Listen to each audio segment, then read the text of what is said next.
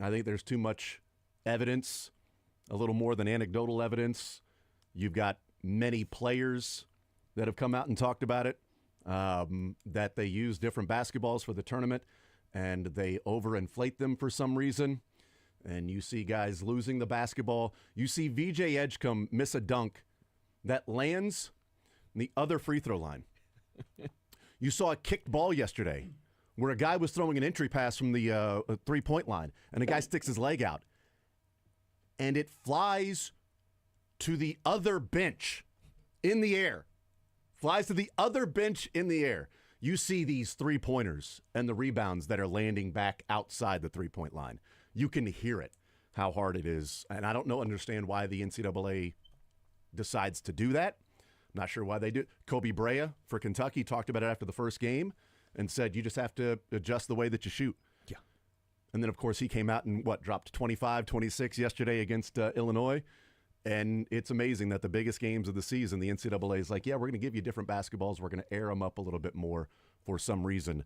And if you were privy to that, you could have won some money over the last few days, because the two locations that were viewed as the most egregious in inflated basketballs, the under was, let me find it real quick, 17-7, I think. The under went 17-7, and yesterday the two sites went 3-1 with the under. That was Cleveland and Milwaukee were viewed as the two most overinflated basketballs, and those spots almost all went under by like an average of 16 points. Like, it wasn't close. And teams shooting like 30% from behind the arc, as opposed to the Big 12 that had bigger rims, obviously. T-Mobile put bigger rims out there, softer rims, softer basketballs. And then there were teams that didn't care because, like, Ole Miss goes out there and scores 90 against Iowa State. So there's always something there, but the Sweet 16 is set. But I thought that was interesting over the last few days that has become more and more of a conversation, that now I'm hearing players coming out, and Dalton Connect and Hunter Dickin, like, yes, this is happening. Current players, like, yes, the ball is completely different. You dribble it, and it goes over your hand like it's just something you're not used to. So this is Inflategate. Inflategate. This is actual Inflategate, not Deflategate. It is Inflategate. Inflategate. That's right. Tom Brady has nothing to do with this. Tom Brady's like, why would you inflate the basketballs more? Anyway, 913-912-4810 is the text line to be a part of the show. We'll talk with Joel Penfield coming up at noon, One Royal Way podcast, get his thoughts on the Royals. We'll talk some more Royals today as well in the 11 o'clock hour as the Royals bullpen is set. Pitching staff is set. Getting close to the 26-man roster being set. Mick Schaefer will join us in the 1 o'clock hour. Bracket of Sound will eliminate some teams in the Bracket of Sound today in the 1 o'clock hour. Learn Funniest Best coming up as well, and different things throughout the show. Again, 913-912-4810. Any particular takeaways or lessons from the 16 seeds that we have? I've got a couple of takeaways and what we've seen, and really the last 2 years, looking at the last two versus the previous 8 years, so 10 years overall in tournaments going to the Sweet 16. But any takeaways, any views, anything from the Sweet 16 and this field that's set? The SEC has been phenomenal. The bottom parts of the the bottom parts of the SEC, which depends who you ask. The teams that we said should not get in, the ones that did. I think hated Texas in. I hated Texas and Oklahoma in, and they both lost round one. So honestly, the only team that blew it was Mizzou. It was Mizzou. Mizzou's the only team that sort of embarrassed the SEC, because the other losses for the SEC was a 10-seed loss to a 7 and 2 9s lost to an 8.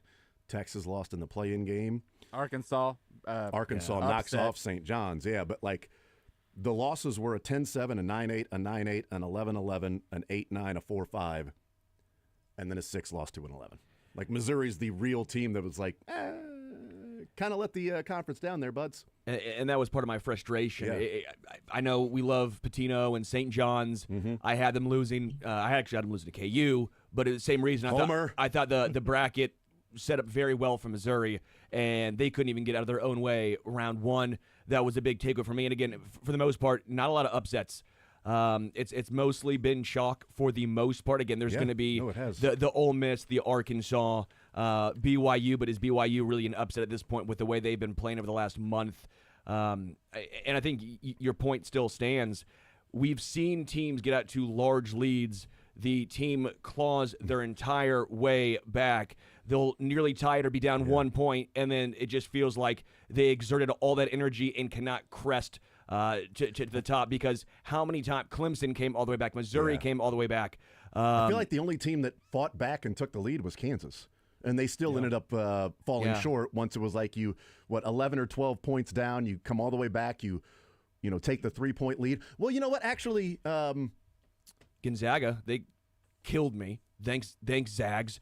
UConn came all the way back. Yeah. Michigan was down by double digits to A&M and then ran away from them and ended up winning by double digits. So that's the one that was like Michigan was trailing, A&M had a decent lead. They were feeling themselves. Wade Taylor hit some threes, and it was like, all right, this game's going to get out of hand. And then Michigan just turned it on and started rolling. So it does feel like, for the most part, it's been teams fall behind, they scratch and claw to get back in it, and then they fall just short. If there was one major takeaway I had from the round of 32, number one, I don't have any issues with it being chalk, because when I want to see a Cinderella upset, I want it to be the first game, and then I want things to even out, because I don't want to have the 15 seed in the Elite Eight. We saw that with St. Peter's the year that KU won it all, but then North Carolina was the other Cinderella team that beat them, and it's North Carolina. Yeah. I wasn't a huge fan of that first Final Four that UConn won 2 years ago with Dan Hurley, because you had Miami, you had San Diego State, you had Florida Atlantic. It just, that doesn't do it for me. I love to see the teams that were great all year make it to the very end, because I want to see those matchups. We got that last year with Purdue and UConn and Alabama, all great teams. But I also will say that for somebody like St. John's, because that they don't really fit my narrative of they were great all year and then lost to Arkansas. I don't believe you will ever really see a team make it deep in the tournament if you shoot 30% from three as a team. You run into a team with length and size, a.k.a. Arkansas. It was, watching that game, it was no indictment on Rick Pitino. It was nothing that I believe the game plan was against. Yes, he pulled Luis Jr., who's 3 of 17. But to me, it was more so of, that was their style of play, of you get the ball into Zubieza before you try to score around the rim. When they were settling for long twos and threes, that wasn't their game. But since Arkansas was big, long, and athletic, they couldn't just go down inside and dominate. And that's maybe in the Big East, they had that ability to do so. But, man, when you shoot 30% as a team, when you're down 13 in the second half, how are you going to come back with a bunch of long twos and layups, especially if you're not defending? And that, to me, and not that Arkansas is this great three-point shooting team, because they were equally as bad. They just were able to build a lead and use their size in the post to be able to win that game. But, man, if you are trying to assemble a team and through the portal, through recruiting, you just can't be a bad three-point shooting team. And you can be 35%. You can be middle of the pack. You can't be 30%. Yeah. They were one of the worst Power 5 teams at shooting from beyond the arc, and that's why they're sitting at home. They won 31 games in the regular season, but a lot of those games it was, we're going to bully you inside, and we're going to take the lead and run away with it. Yeah, the watching St. John's sporadically throughout the year, and then as that game was going on, watching people that have covered St. John's, and the commentary being, we've wondered what would happen when St. John's couldn't hit shots. And they have had a season of not hitting shots in games, but being able to, in the Big East, maybe out-athlete some people, or Rick Pitino coaching in a particular game to a victory and dominating the Big East. And the Big East not as dominant as some other conferences this year. And then we saw that. And that was a bad matchup. And R.J. Lewis, not sure what was going on with him. I should say we all know what was going on because, Rick Pitino wouldn't answer the question. He just said, you guys know why. So, I mean, we know why, right? We know why. Clearly one of his teammates has been texting his girlfriend. I mean, we all know that's the case, right? That's what I'm allowed to assume, right? I'm allowed to just infer whatever it is that I want to because we know. That is so perfectly Pitino. When Pitino's teams win, oh, my God, he holds court. He holds court like it's, laughing and joking and finger guns and everything. And when his team loses, it's that. You know why. You know what's going on. Oh, so you're the guy that's going to hit. So he and I went back and forth one time, and it was just some generic question, and he got all pissy with me, and then I fired back at him, and he fired back at me. And then 2 days later, when he was feeling better, he said at a press conference he would buy me a beer when we were out. I'm like, well, what restaurant? Can't take you. I have no idea. But that's that's what you see with him. But yeah, St. John's, not a surprise. I had Texas Tech coming out and beating St. John's, but I thought Arkansas and Kansas was a really good chance for the 7 and 10 to get by, because what's Kansas' weak spot been? Mostly perimeter shooting. What's St. John's terrible at? Perimeter shooting. And you've got a bigger guy in Hunter Dickinson that maybe could match up with size against Zuby, and you've got the size from Arkansas. I just couldn't pull the trigger and put Arkansas or Kansas in the Sweet 16. Sterling, well done in doing that. You also had Gonzaga going far, so credit where credit is due. But then also the flip side of that, getting your bracket right means your basketball knowledge. That's what we all know, right? Your basketball knowledge is based only on how good your bracket is. It only means if you know ball or not. Yeah, do you know ball? How many Sweet 16? If you don't have at least 12 or 13 Sweet 16 teams, then you don't know ball. Don't know ball. Would you have pulled whatever is going on with Patino and R.J. Lewis? No. But R.J. Lewis was 3 of 17 that game. No, I'm dancing with the one that helped get me there. Is what I'm doing. Like you could have made a case that Todd Golden would have pulled Walter Clayton Jr. because watching that game, I've never seen Walter Clayton Jr. doing that during the game. He was disinterested. He wasn't playing defense.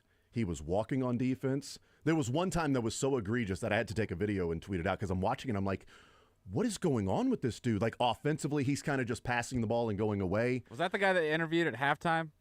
That wasn't him, was it? No, no, that was Elijah Martin who dropped 16 or 17. He might have been referring to Clayton. And he was like, was asked, what do you guys have to do in the second half? Because they were trailing to UConn, or UConn had come back and tied it, something like that. And he said, we just got to stop making excuses.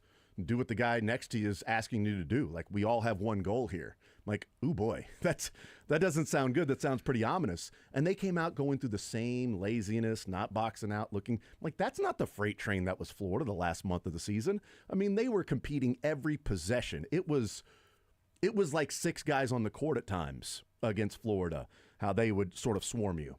And then against UConn, but Todd Golden kept Walter Clayton in the game. And I'm sitting there watching, and I'm like, I might pull him. Like, in these last 5 or 6 minutes, he is a detriment to this team. I might pull him. But you know what he did? He stayed with his stud, and that dude scored 8 points in the final 2 minutes. Those 2 huge threes, the layup. I mean, he was phenomenal. And then he dug down on defense, too. Now, there are some questions to be asked as to why the first 35 or 36 minutes he was just going through the motions. But that's also sort of like R.J. Lewis. Like, I would have stuck with him because if I lose, I'm going down with this guy that's going to get me there. Just as there are questions about Dennis Gates 2 years ago against Princeton, and hey, why are you sitting these guys late? And there's all of if I'm losing and my guy's struggling, he's staying in the game. And if he keeps struggling, that's fine. Keep shooting, RJ. You're 20 points per game. Keep shooting, Walter Clayton. You're 20. You scored 20 points in 7 straight games. Keep shooting, man, because you're going to find it. A little different because Missouri didn't necessarily have that guy. If you want to say that guy was Mark Mitchell, then sure. I'm talking about against Princeton 2 years ago. Sure, but even this year, or in this particular game, he tried things. He sat a lot of his starters to play T.O. Barrett. Right, I know. I'm talking about 2 years ago. And I know. What is going on? Why are these guys not playing? What's the rotation here? Like, I need my guys out there playing. But to that point, I mean, there's a lot of things. I mean, Rick Pitino, again, we all know why R.J. Lewis didn't play. I think we all know. For a similar comparison, too, in the Kansas-Arkansas game, and maybe it's just because it went the other way, but I am a full belief that if Bill Self left Hunter Dickinson on the bench to end the game, they win. Because why? Flory Badunga is not going to be a focal point for Arkansas, where the minute he came back in the game, they're going to try to get him the ball. He's going to force the issue. What happened? Dickinson turned it over, 2 points the other way. Next possession down. It was a bit of a scramble, although KJ Adams was off the floor too. Maybe that would have impacted things. Yeah. But then the final possession, they turned it over where DeJuan Harris had the telegraph pass into the post. You know why they stole it? Because for the entire season, it was, we need a bucket. I don't care that we have any guard that can score. We're going to give it to Hunter Dickinson to have a post-up hook shot or get the over-the-top look. And, for Bill Self, he was thinking the way that we are thinking with Rick Pitino of, if I'm going to lose this game, I can't have Hunter Dickinson on the bench because if Kansas would have left him out there and Flory Badunga, misses a lob, which he did, it was a turnover, and then he has a mistake defensively, he misses a rebound, what are we talking about?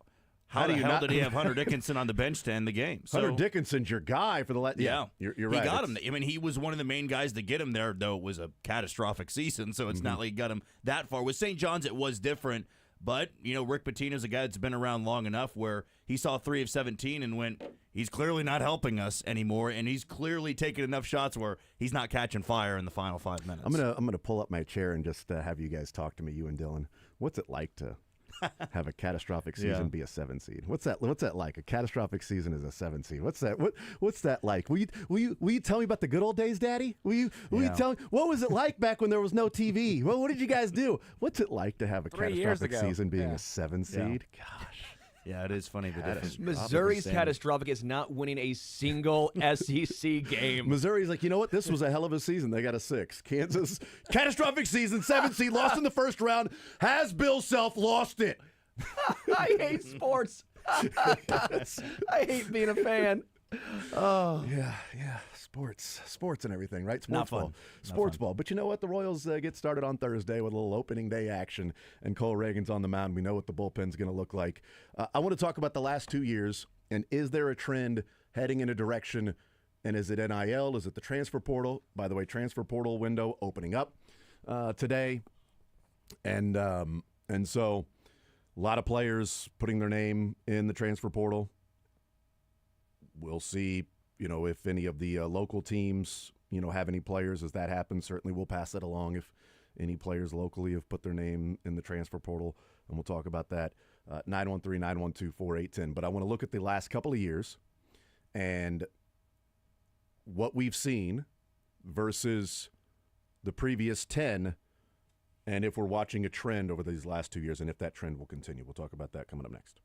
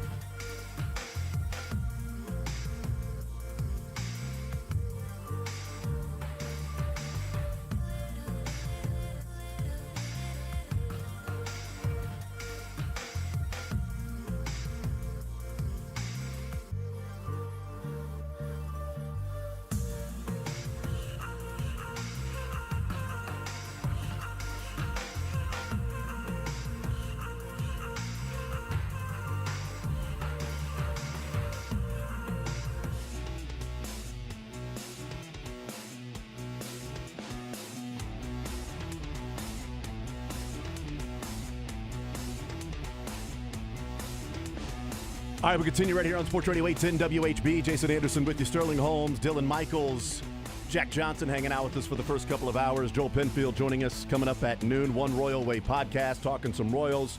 We'll see what that 26-man roster looks like, the moves that they have made.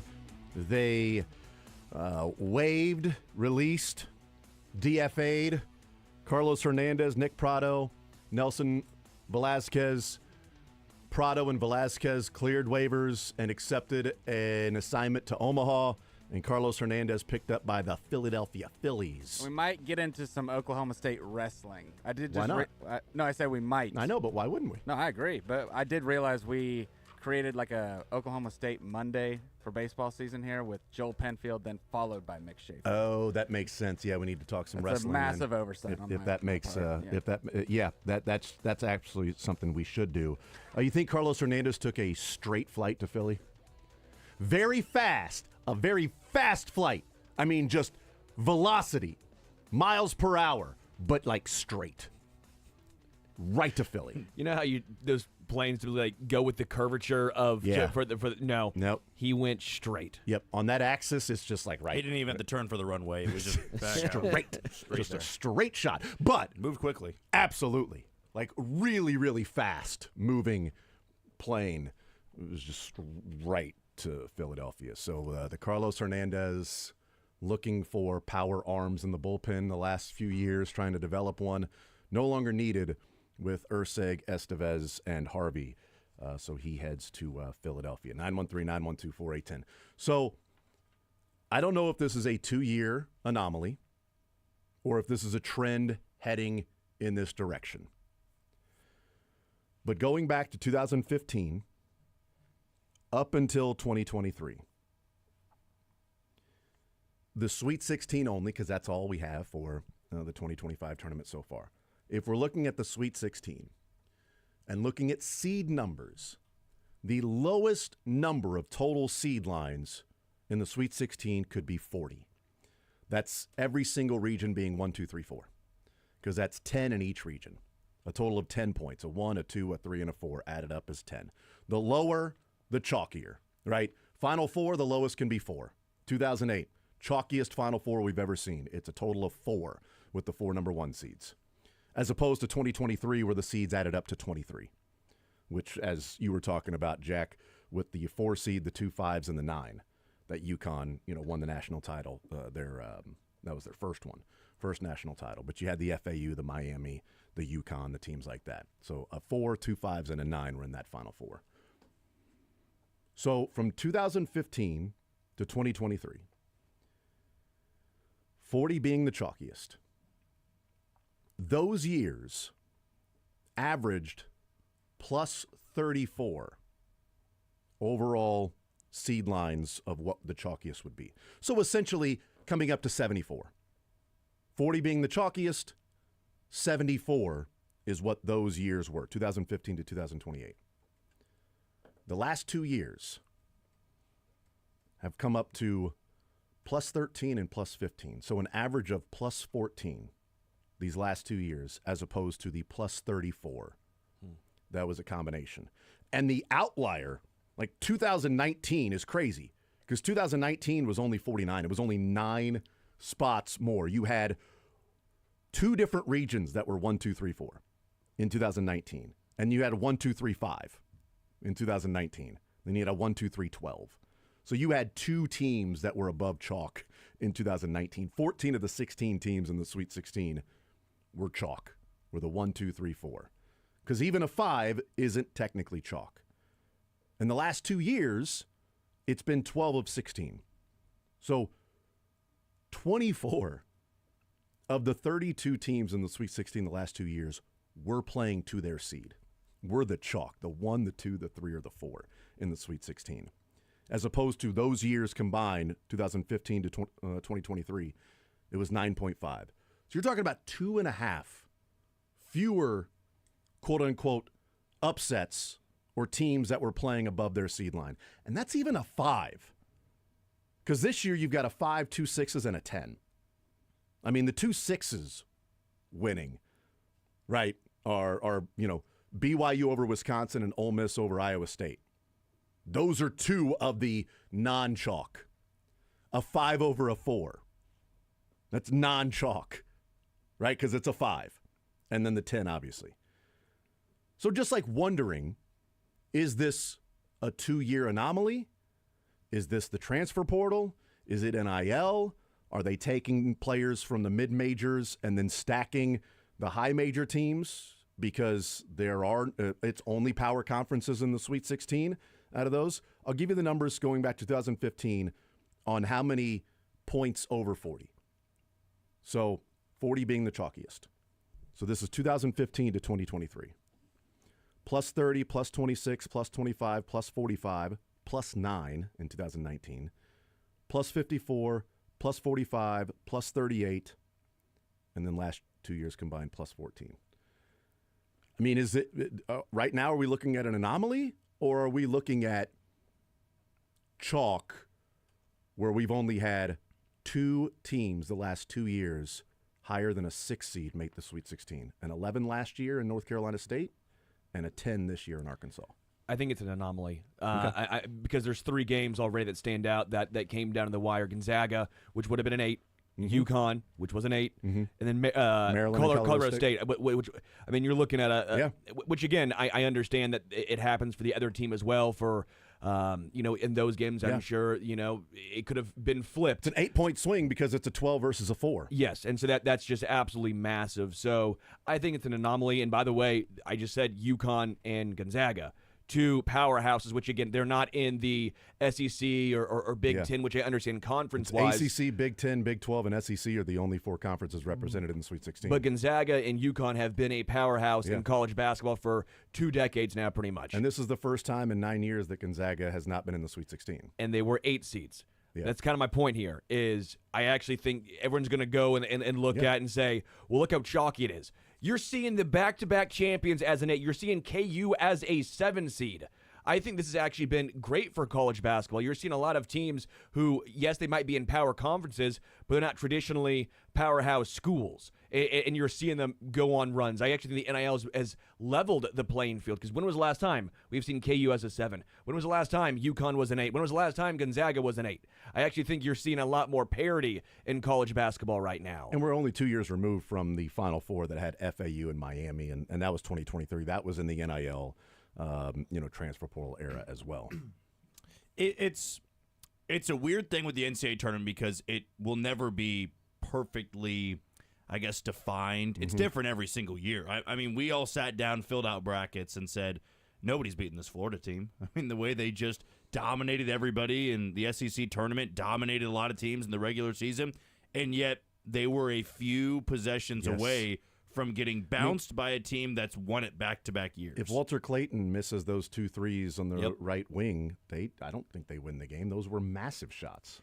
And that's why it's probably the most watchable postseason event, or I wouldn't say most watchable, most enjoyable, because you see all these great stories. I'll just circle back to what I said, though, and I'm not saying it because I am a Kansas fan, and in most years they would be involved in that chalk description there of they're a 1 seed. Hey, they're going to be there in the Final Four. I feel for, at the end of it, that the perfect way I've heard it told to me before is you do want to see the upset in round 1. You're never going to say, well, I hated the fact that the 15 seed knocked off the 1 of the 16, because we all know in the next round they're likely going to get pummeled by the next team because they had to put so much into that first matchup.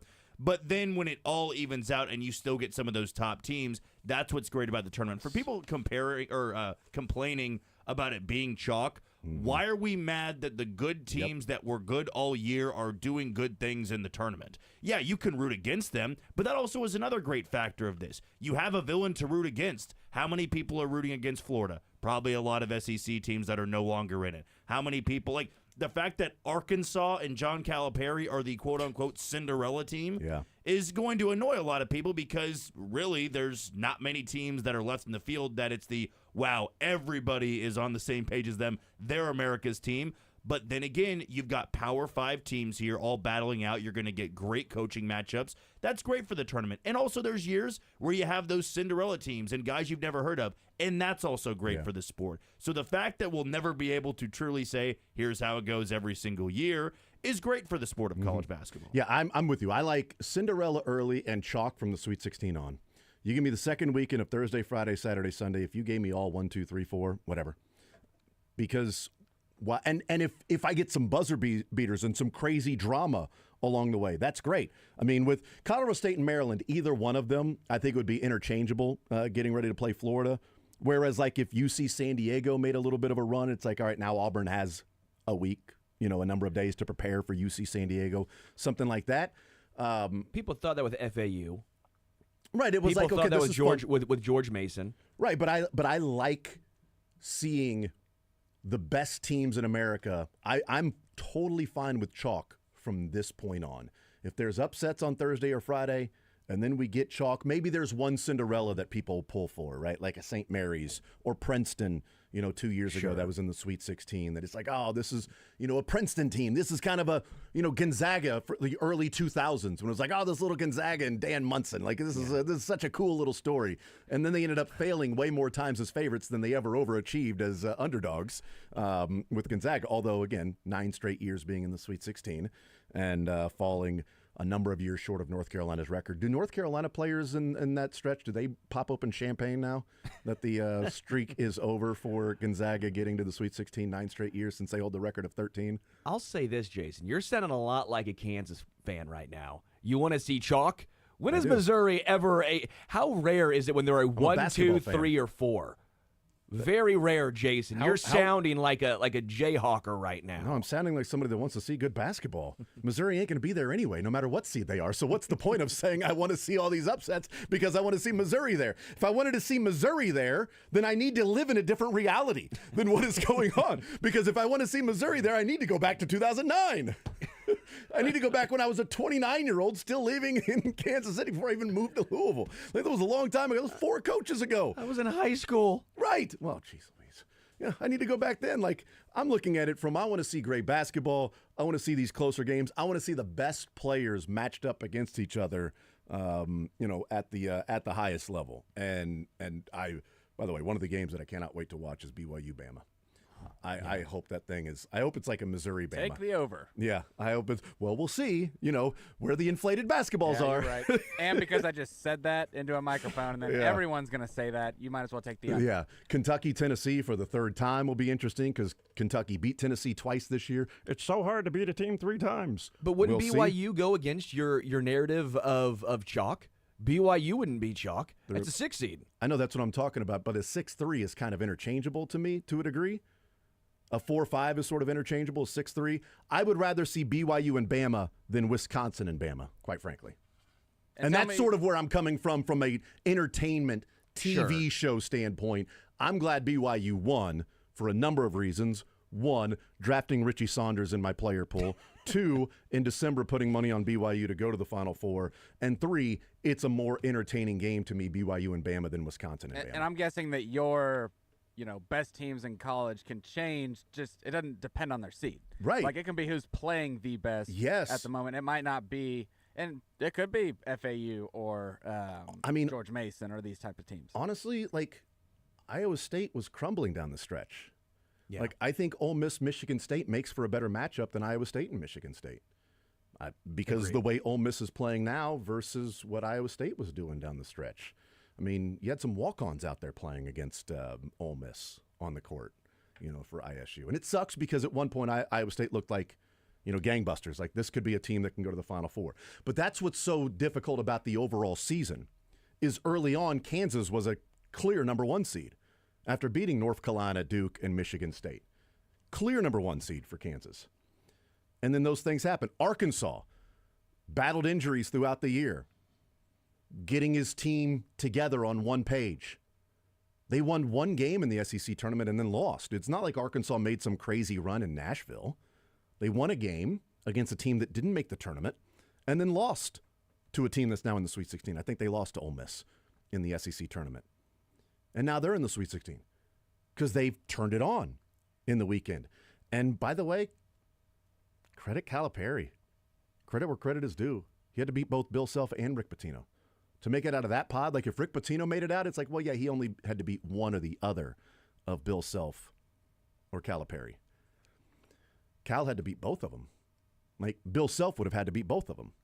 So, credit where credit is due for Calipari. But Arkansas playing at this level. Kentucky has battled injuries all season long.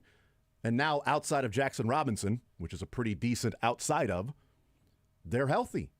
And Lamont Butler, a guy who went to a Final Four with San Diego State, played phenomenal basketball when they had to have him against Illinois. They're getting healthy at the right time. Houston is playing at a high level right now. Bama is sort of waffling a little bit. And that's where the opening for BYU is, because Bama's kind of waffling there. So we'll see. Arizona turned it on against Oregon after Oregon came out and was like, Big 10, Big 12, traditional rivalry of Oregon and Arizona. Oregon was like, we'll show you, Big 12. And to your point about who Arkansas lost to in the SEC, this side of the bracket of the SEC, listen to this. Arkansas, who lost to Ole Miss, who then lost to Auburn, who then lost to Tennessee, who then lost to Florida. Yeah. So it was almost like they were just... All of those are in the Sweet 16, by the way. Exactly. Yeah.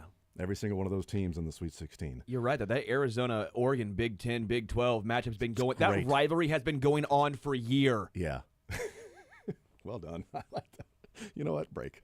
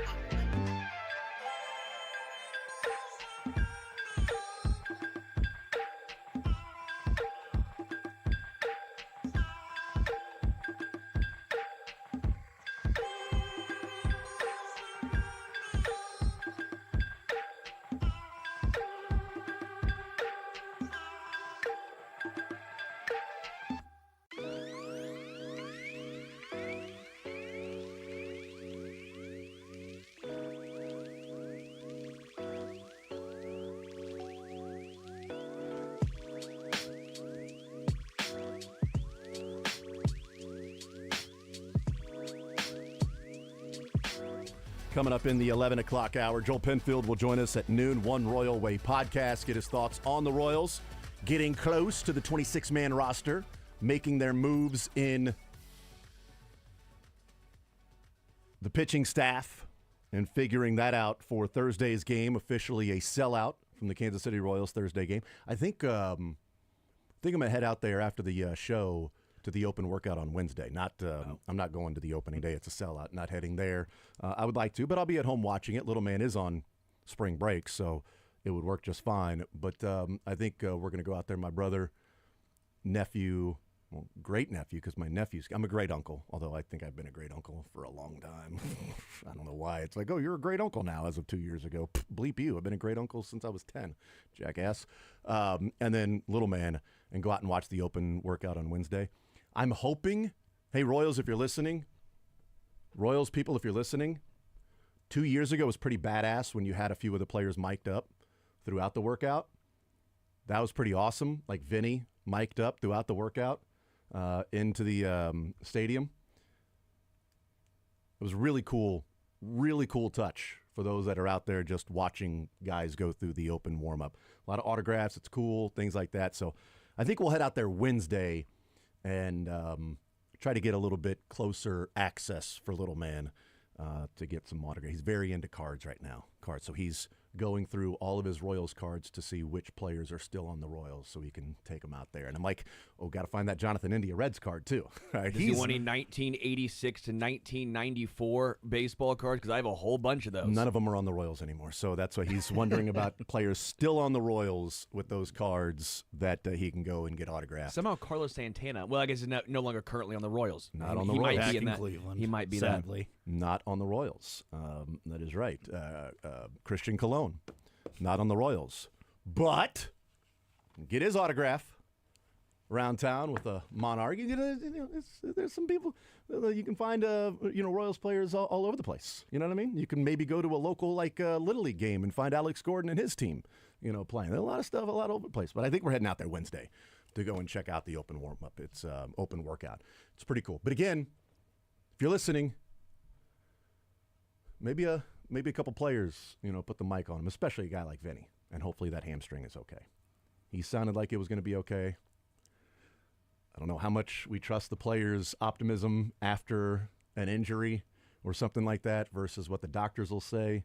We talked about it, and mentioned it that Charles Omenihu after the Ravens game was like, I'm playing in the Super Bowl. The knee's fine. There's nothing that's going to stop me from playing in the Super Bowl. Like on the field giving interviews with a torn ACL that he would eventually find out the next day that thing was a torn ACL and he wouldn't play for, that next 6-7 games to start the next season. But after the game, is like, no, I'm fine. Now the swelling go down, I'm good, and I'm playing in the Super Bowl. I got 2 weeks to get ready for it. So, yeah, there's a concern when you see Andy Rogers tweet out that Vinny Pasquantino comes up holding his leg, trying to leg out a double play. Concern, dude. That's exactly right. You don't want that, You got some guys around the league that'll be, starting the season on the IL. Gunnar Henderson, right? Starting the season on the IL. You just want the Royals and an opportunity this year to win the division. I think they absolutely have a great chance to win the division this year. Health. Turn off injuries. Let's do it. Let's try it. Shall we do it? Should we all vote? Everybody vote across the league. Everybody vote. Turn off injuries. Let's do it. We've all voted in here. I'm in. The ayes have it. All opposed? Nay. I don't know why. Why is there a goat saying no?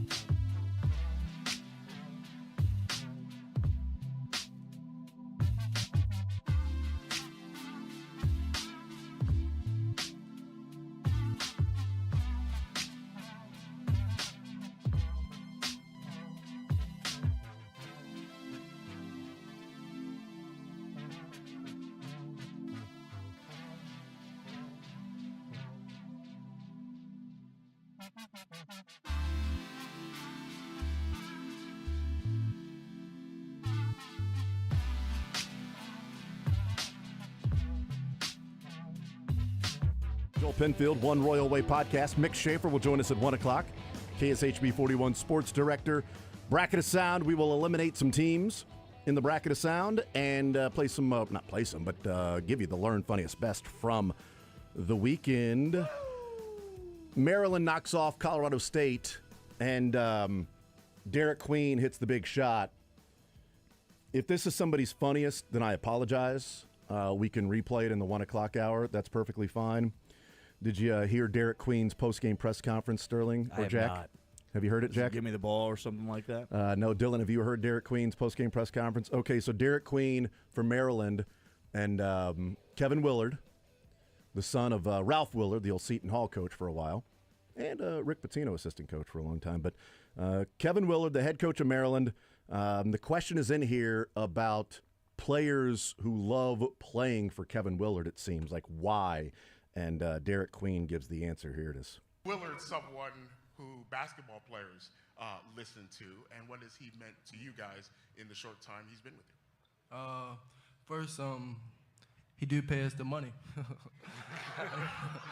then so we got to listen to him, and we all trust him because he's like a player coach, and then he want nothing but the best for us, and he just he coaches hard. He talked to us other than basketball. He's just always there and just want us to win. He did pay us the money. What is it like? Guys like, well, what is it about Kevin Willard? Like, he paid us the money, so we got to listen to him. Love the honesty. Honest, yeah. Yeah, right. What was that, Derek? You mean the NIL collective paid you the money? He do pay us the money. He do pay us the money.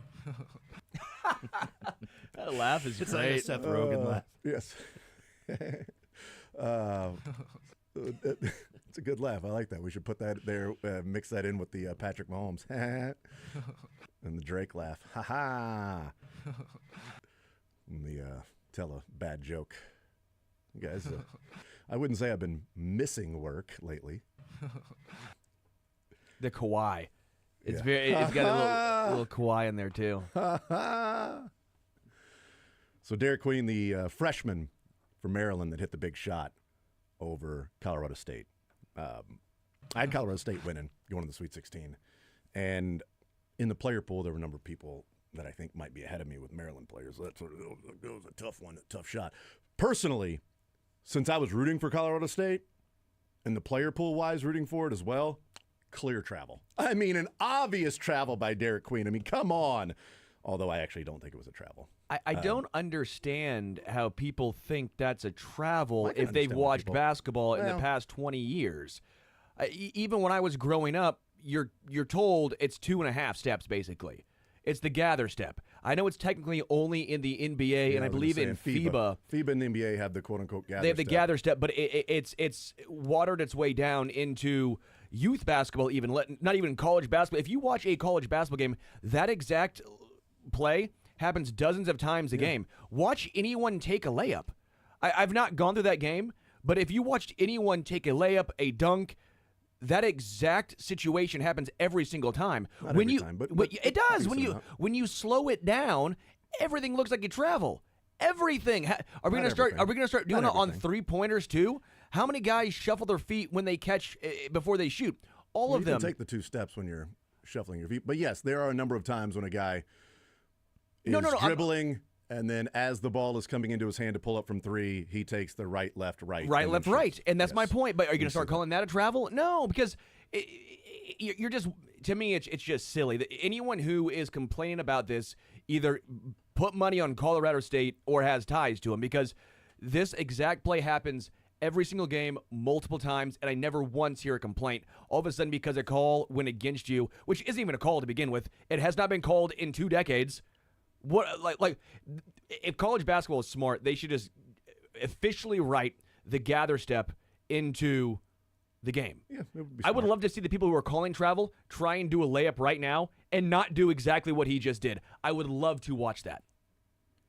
Well, I mean, when people do like if you get the ball in a power dribble, No. you're dribbling with your left foot hitting and then right, left laying up. Yes. There are plenty of the guys that have. What they're complaining about is the ball is dribbled, it's already going into his hand to cup it when the left foot hits. It's the Or gather. when the right foot hits. I agree, but I understand why people are complaining. Like, I don't think it's absurd that, like, you've never seen basketball if you think that's a travel. I think there are plenty of people that have watched basketball and are smart basketball people that would be like, you know what, I kind of think that was a travel. I think they've not played basketball at any sort of level if they think it's a travel. I think that's a dumb thing to say about people. I think that's so absurd. It's like, it's the same people that are like, well, if you think this is this call or that call, then you don't know ball. You've never watched football before. You must be a Chiefs fan if you think that that's a holding call on James Bradbury in the Super Bowl. Like, the absurdity that people say. Like, I can't stand the, well, then you've never watched the game if you think that.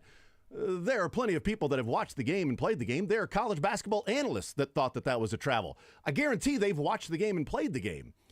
I disagree that it was a travel, but I completely understand why somebody would say that that is a travel, looking at it and seeing it, especially when college basketball doesn't specifically have the gather step in their rule book. It would be interesting to know for both of our local schools on here, if KU had lost to Arkansas on a play like that, if Missouri lost to Drake on a play. You know, it's how you view it, because that's as sports fans, right? If you lose at the end of the game due to a holding call, right? The Super Bowl, Chiefs and Eagles. Eagles fans said, that's a hold. You got to call it there. Chiefs fans said, no, it's not. To me, with situations like this, when it's controversial, yes, exactly. It really does come down to how you're affected by it, right? I feel that is from the outside view. We don't care about Colorado State or Maryland. It goes, well, I don't believe it's a travel because I'm with you. I believe you don't call it in that spot. But I also see people going, well, that is a travel. They should have called it a travel. But if you were listening to the radio today in, where are they, Colorado Springs? Yeah. Colorado Springs, I bet they are or saying. in Denver or wherever. Dollar signs, BCS, that they wanted Maryland to move on.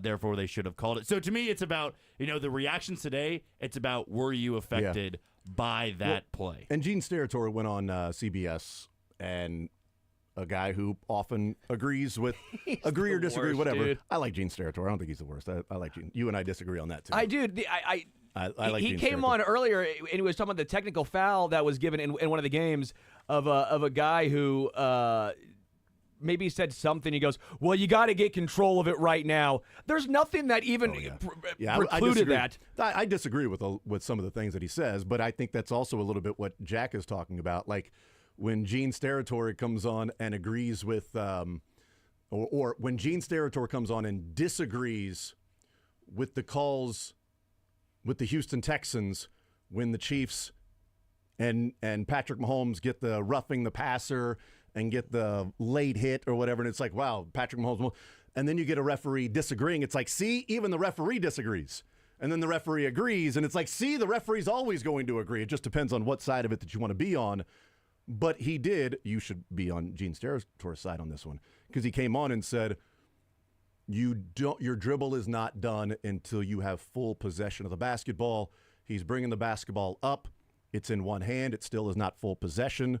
It still is not two hands, or your dribble is stopped, I should say. As soon as you have your dribble stopping, means you have either cupped with your right hand like a football or two hands on the basketball. And he said most of the time, honestly, it's the two hands on the basketball is what you see when the dribble is over. As he's dribbling the ball up, he's starting to cup it when the right foot hits. Yes. Then he cups it with his right foot still on the ground, and then he takes his 1-2 and shoots the ball. I totally understand, because you can look at it and go, well, he's bringing the ball up while he's in the air, and as the ball is hitting, towards his chest is when that right foot hits. So I think it is close. I think it could go back and forth. I think there would be referees that would call that a travel, and it'd be like, yeah, I understand why they called it a travel.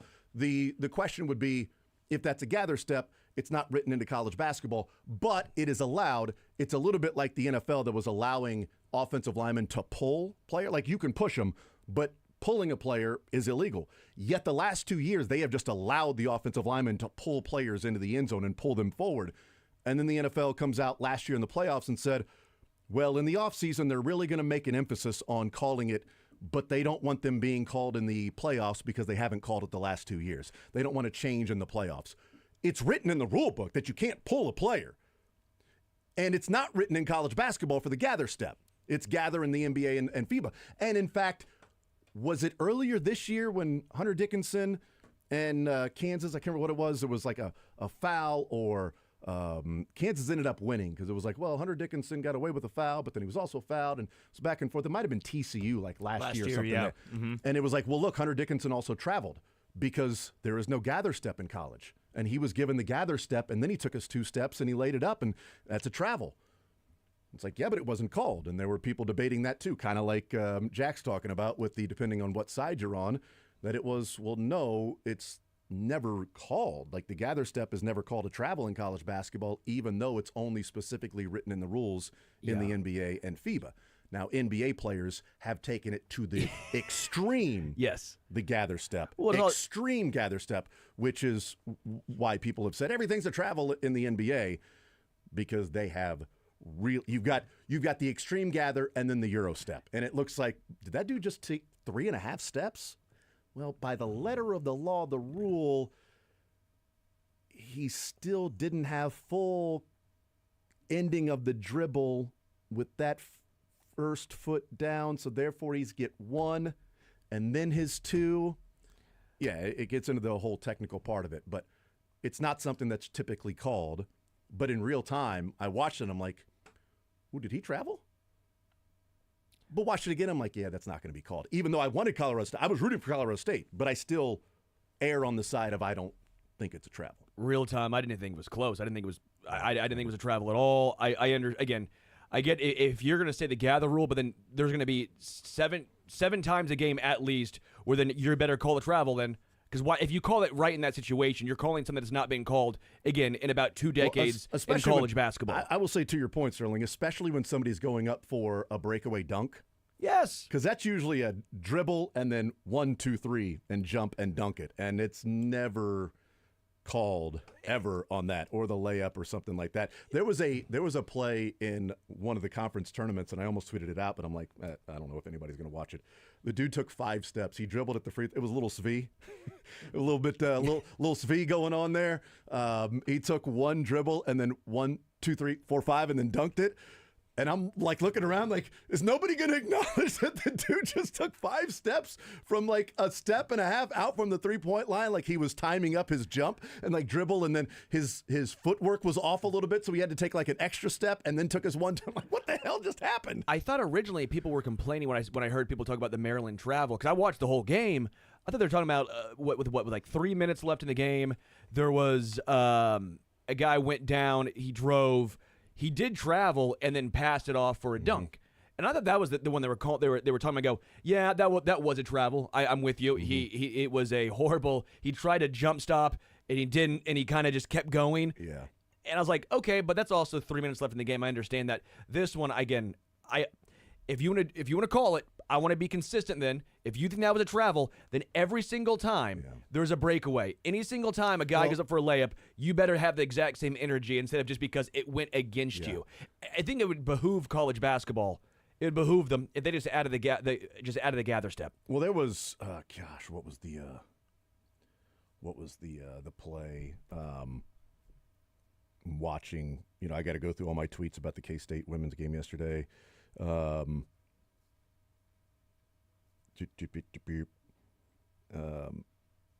there was a play yesterday where I thought it was an absolute, just brilliant defensive play, and the guy went straight up vertical. It was somebody's 5th foul, and I can't remember what it was, but was it an Arkansas St. John's? It was on the 22nd at 4:00. So that was on Saturday at 4:01. Then yeah. So I tweeted out, that's an amazing defensive play. Straight up vertical, what you're taught to do, yet the ref blows the whistle. Just brutal, and now he's out for the game. So it was somebody's 5th foul in that one as well. That's been one of my biggest issues so far of the tournament. We're watching so much basketball all at the same time, like game here, game there, game here, game there. And we can be watching a game that is just free-flowing and movement. And then we can watch a game that is just every single touch is a foul. Every touch is a foul. The Texas Tech Drake game was just, it was a work of art for the first 8 minutes of that game. Like, I could watch the first 8 minutes of that game all night on my honeymoon. Like, it'd be the same. Damn near post-coital when they went to their first break. I'm like, I need a cigarette. Anybody else? Was that as good for you as it was for me? Oh my God. That was unbelievable basketball. that first break. Like it was the first whistle came with 11:50 to go in the first half. The under 12 timeout was the first timeout. The under 12 was the under 16 timeout. And it was back and forth. It was passing, cutting, layups, KU passing, Arkansas. cutting, defense. Good God, it was amazing. Like KU Arkansas was one of the best games of the tournament in the first half, and I think it was tied or close. It was a 4-point game at most at half, but it was back and forth, back and forth. You make a shot, I make the same shot. It was a great basketball game. And then was it St. John's and Arkansas first half, second half that were called completely differently? Yeah. That first half was free flowing, second half was physical. And I tweeted out, of course I get this. I tweeted out, like, this is the problem with watching college basketball is like you never know what game you're going to get. We have this game that is, everything's a foul, and then you got, the wrestling match on Thursday night in Wichita, which is what it was. But there were a lot of SEC games this year that were wrestling matches. Yeah. You got to play through it. You got to figure out a way to come through. And Dennis Gates didn't do it. Oh, and of course I get one guy. So you're blaming the rest for the loss? What? Like, dude, go away. There's always one. In the face of all evidence, my tweets during the game, the first hour of the show on Friday, never did I mention the refs. Because I also thought if the game was allowed to play and more physical, it would be a benefit to Missouri. I got that wrong. Because if it was close, if it was called tighter, then it might have been more of the second half when Missouri was getting to the line. Although Drake outscored Missouri in the second half as well. So it was like if Missouri would have played in the second half like the first half, they still would have lost because they got outscored in the second half too. And so, it's just different. It's a different officiated game from one game to the other. And you have to adjust to it. Yeah. Like Missouri's played some wrestling matches in the SEC this year. Drake played the same defense that Texas Tech did. They weren't calling foul or against Texas Tech as they did against Missouri, and they were letting them play. It was more free flowing. Texas Tech played through it. They got open shots. They didn't get stopped halfway to the lane and go, well, now I'm going to dribble out and just dribble, just pound the ball, just see if I can take the air out of this inflated basketball as much, although Wichita was the 8th most inflated, so there wasn't it was the least of the issues. Did they have a PSI? Did they go with a PSI test or something? So it's out of the 1 through 8 that were looked at as the most overinflated, I think Wichita was number 8, so that doesn't explain the Caleb Grill issues, although his issues were over the last 11, 12 games. Anyway. Grill was ran out of propane. That's exactly right. But also then 2 days later, Abreu's just burying threes left and right from all over the place. So Texas Tech was also getting points in the paint, but you play through that. You figure out a way to go and win the game. And of course, when this guy figured out he was wrong, and he goes, I see, you're not blaming the refs, you're just bitter that they lost. I'm like, go away, dude, you're a tool. What an absolute tool. And you're like, yes, I am. No, why would you bring that up? Just an absolute tool. Like, no, I'm bitter. I guess you can say I'm bitter at Dennis Gates wearing a clown suit. I'm bitter from that standpoint. But why would I be bitter that, like, Drake won? Yeah. Like, Ben McCollum won. Like, I'm a huge fan of Ben McCollum. It sucks that they played Missouri. This time last week, I was pissed on the air, mad that Missouri and Drake were playing. No matter the matchup. I'm like, I freaking knew it. The one team I didn't want to play was Drake for a few different reasons. 1, they're a 30-win team. 2, they slow the game down. 3, Ben McCollum is a dynamite coach. 4, it's a bunch of Kansas City kids. I want to root for Drake, and I had fun rooting for Drake on Saturday. That was a beautiful basketball game to watch through a good portion of it. And Williams is a freaking linebacker. And the difference also is that Missouri doesn't have a finisher like Toppin. Sure. Because Toppin can finish at the rim, and they don't have a linebacker like Williams. That it's like, well, Missouri had the size, height-wise, but did they have like the bulk and the girth to sort of push the... Williams was just like, you're not going to stop me getting into the lane, dude. And I know that Drake is one of the most fundamental on-ball defensive teams out there. And you watch them on the court, yes, stereotypes included. You watch them on the court and you go, they shouldn't be as good on-ball defenders. Why? They're so good. Abreu shouldn't be a guy that is staying with his opponent, that's the ball handler, and beating him to the spot and walling him up. He shouldn't be able. Why is he able to do that? Oh, because the coach is one of the best at coaching defensive on-ball pressure, one-on-one defense. And besides the offense, he slows the game down. Yeah, watch him play defense too. Okay, watch him play defense. It is unbelievable. And so, it's not about being better. It's about watching different games officiated completely differently. And part of the strategy part of the commentary going into the game is, well, how is this going to be officiated? Is this going to be a tight game? When have we ever talked about the NFL and is this game going to be, we talk every once in a while with, well, this ref calls a lot of pass interference calls, or over the course of the year, and a lot could be like 4 more than the other refs in the league. But I've never gone into an NFL game and said, boy, it sort of depends if they're going to let the offensive line hold or not, whether or not the Chiefs are going to win or lose in this game. But it's almost always part of the commentary in basketball of, well, if this game's called tight, then it benefits this game. If they let them play, I've never had that commentary in the NBA. Yet it's college basketball. That's why I love the NBA in regards to how it's reffed. Because they can travel and I'm just joking. No, but because I'm just joking. The NBA is so darn physical. They don't play defense and they travel. That's why I never watch. Well, hold on. I would love if people went to an NBA game and saw the physicality and said they don't play defense because they're getting just you don't understand the amount of physical down low. Everyone's just getting hammered, and there's very rarely a call. It's very enjoyable to watch. I like it's more free flowing, right? I love the free flowingness of it. But college basketball, but college basketball has been the situation. You're totally right.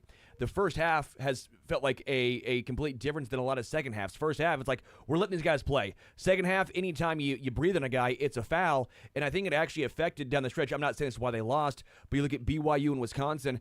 John Tonji down the stretch, that final possession, he just tried to draw a foul. He goes, I'm just going to flail my legs. He did get fouled. But my point was his left arm got hit when he went up for the shot. I shocked they didn't call a foul. He should be shooting free throws. I wanted BYU to win. Yeah. But Tanji should have been at the free throw line. He got absolutely fouled. I don't even think a lot of it, though, was trying to make it. I think he was trying to get fouled because he understood first half, second half, they're calling a lot more here. I'm just going to try and get fouled here, which is a little bit of a frustration part to watch as well, as then you start seeing players, and you'll see it a lot more in college basketball because you don't get rewarded for it in the NBA quite as much unless it is a legit foul. College basketball, you see guys try to get fouled. By the name of Tamar Bates? By the name of Tamar Bates. I mean, but it's not just Mizzou. I know, but I do think there's a stat out there that Tamar Bates leads the country in going to the hole and to the bucket going, hey! He does lead the nation in laying it up going, hey! While there's not a foul. Everyone knows just you yell and while he's going up for the basket, not even touched it. Hey! Because what I've never seen a shooter shoot a three while yelling, hey! Shooting the three. Because that may take away your concentration. So when you go up for a layup and you've got to finish through contact, I think there's sometimes you're going, hey, that, you can't finish through the contact because you're more worried about the foul. The Chiefs have re-signed the Beast, Mike Pennell.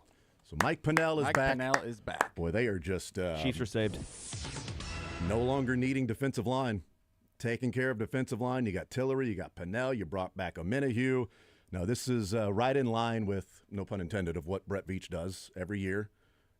You go into the draft without an obvious hole on your roster where you say, boy, you've got to draft this particular position. As I've talked about, it's a great draft for guards, and I think the Bengals are in a good spot in, boy, they've got some holes on the roster, mainly guard. Well, congratulations. You're getting tackles that are going to be playing guard in the NFL as to why they're not looked as first-round tackles. With the Chiefs, hey, if you had a hole at defensive tackle, great. There's a lot of interior defensive linemen in this draft, but they're signing and making sure that they don't have to go. Mike Pennell, 17th out of 219 interior defensive linemen in run defense last year. So 17th out of 219. I like it. He plays his role. But anyway, like I was saying, Mike Pennell can play in a couple of these basketball games. And then in a couple of them, he would foul out immediately. It just depends on.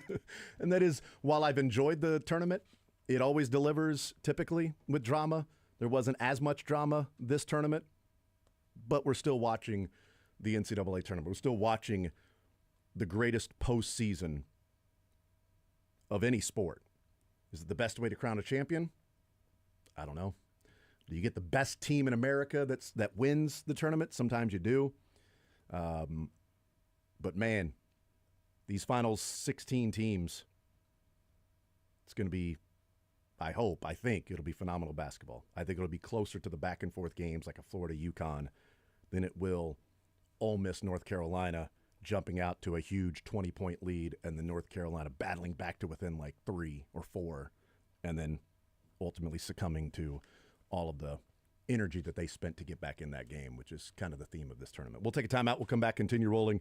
We'll talk about the Kansas City Royals, also the ABS system. Jason Stark has his story out and talked to Major League Baseball players now that spring training is essentially over, outside of these last couple of games where the Royals are playing the Rangers at Globe Life, and talking to players about what they thought of the ABS system. It won't be around the big leagues this year.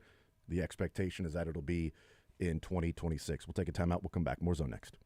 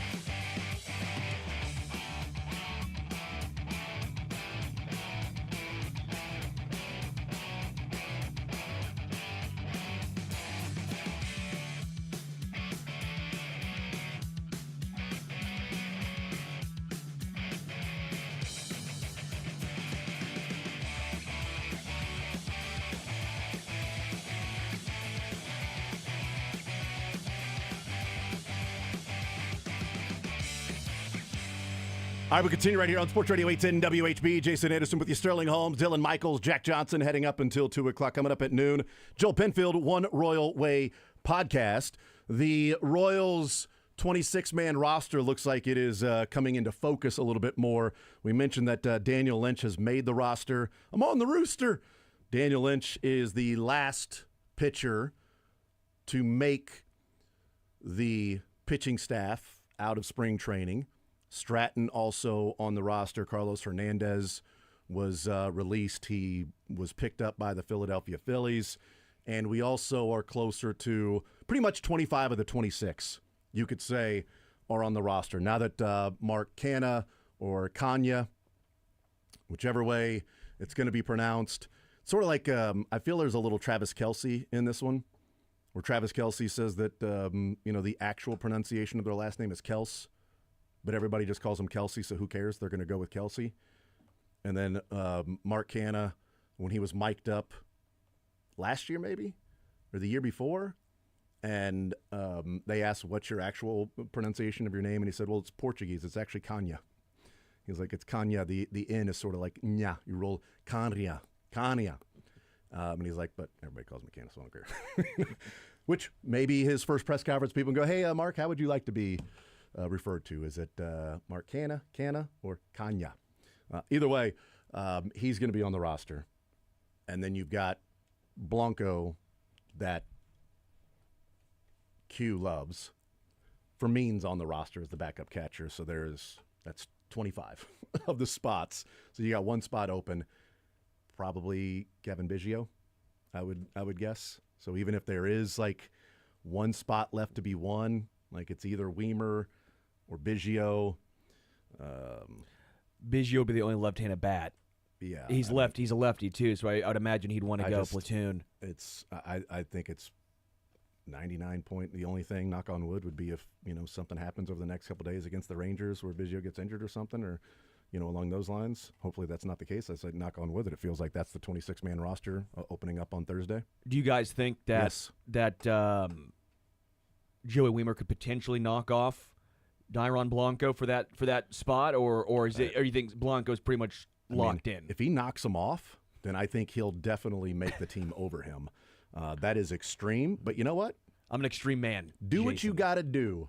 Do what you got to do, Weimer. How badly do you want to play baseball for the Royals? It's a fair question. To me, I feel Joey Weimer needs to go to Omaha now, play every single day in center field, because my pick is not that Joey Weimer would eventually go take Blanco's spot on the bench. My pick is that Weimer, if he does well enough, might at one point take over the job in center field over Kyle Isbell. Wow. If Isbell doesn't play as well again. Because you can look at Kyle Isbell's defense. He was 12th in outs above average last year. Good defender. Wouldn't say he's a top 5 center fielder in the game. Joey Weimer, what I've always believed he needs to do and why the Royals were interested, he's got the arm, he's got the size, he moves around well, he's got the power. His bat profile's better than Kyle Isbell's long term. So if Isbell goes up there and he's giving you good defense, and let's say he's hitting 220, 230 again with a 290 OBP, and Weimer's hitting 330 down in Omaha, and he's playing defense well enough in center field, that's kind of the crux for me. If he can handle center field, then you can make that move. And here's what could happen. Let's say Blanco is stealing bases successfully 70% of the time. Okay, what's more valuable? Maybe Joey Weimer is your starting center fielder. Isbell is your fourth outfielder because of the defense, and he's still got the speed that could compare, maybe not the same to Dairon Blanco because he is so fast, but if Blanco's not doing the only thing he's on the roster to do well enough, now you can go, all right, maybe Weimer is our starter, and Isbell then can slide into that fourth outfield spot. Yeah, because Blanco's not giving you much in the outfield. No. He's not a good defender. He's sometimes wearing a frying pan and oftentimes taking the Magellan route to get to the ball. Just sometimes there's maybe a banana route. Maybe sometimes it's a J. Maybe sometimes it's an S when you get there. Who knows? If you get there and make the play, hey, that's fine. Maybe there's some Nori Aoki in your game, whatever it takes. But Isbell has more of that Beltron, where it's a direct line. You see where the ball is going to go, and he's not wasting any steps. He can't waste steps. Beltron probably could because he had that speed and athleticism. Isbell, good defender, but I think a good defender because his instincts are off the charts of where, sort of like Xavier Worthy and tracking the ball in the air. That's one of the things that was so underrated about him, and we've seen that now with the deep Yeah. balls to Xavier Worthy. Get your feet in bounds. But as far as tracking the ball down the middle of the field, he's great at that. And Isbell, ball off the bat, seems to know exactly where it's going to land and be able to sprint right to that spot. How long of a leash does, let's say, Hunter Renfroe have? I know the contract, obviously, I think a big part is because of the money aspect here, hoping that he bounces back to what he once was a couple of seasons ago. But if he struggles early, could he be the way of a different Hunter, a Hunter Dozier, where they basically ate the money and just moved on? That could also open up a spot for a guy like Joey Wimmer. I know he's more of a center fielder, but I assume he could probably play a little bit of right as well with the arm talent that he possesses. I would say his leash is shorter than Melendez. Melendez being the age he is and the years of control. I know there's people out there to say, well, if MJ gets off to a bad start in April, do they cut him? Probably not, because he does have the years of control. Renfroe's a different story, where if he has an April like he did last year, where he's hitting $140 and there's no power, then you can say, all right, what's happening down in AAA? Because I doubt they would make a move that early in the season. They would more so bank on him bouncing back. May or June-ish. Yes. Yeah. And a lot of that, which should excite Royals fans, might come down to how ready is Jack Caglione. If Jack Caglione, in my opinion, hits 400 in April, then you put him in right field 25% of the time. If he continues to hit, you go, all right, pretty much every night down in Omaha or Northwest Arkansas, you're playing right field, because there is an open spot. The best case scenario for the Royals, in my opinion, is that one of Melendez or Renfroe shows they are an above league average hitter this year. You can figure it out with Kyle Isbell in center field, but if one of those three outfielders becomes a good hitter for the lineup and you have Jack Caglione on the way up, that can be the highest ceiling for your offense. And if I was to bet on somebody, it's tough, because I would say Melendez because of the age and what the batted ball profile looks like. However, Renfroe has done it at the big league level, not once, multiple times. We talked about that with Chris Stratton, and Melendez hasn't. Melendez has not done it yet. So am I rolling the dice on age and what the data is telling me, or am I rolling it on the past experience and the eye test that Hunter Renfroe has shown in his big league career? Let's take a time out. We'll come back, and I do want to get into the Jason Stark ABS story that he had at The Athletic, and talking to a couple of the players and then also a couple of managers to see what their takeaway was from this spring training of what we ultimately will see starting next year. We'll take a time out. More Zone next.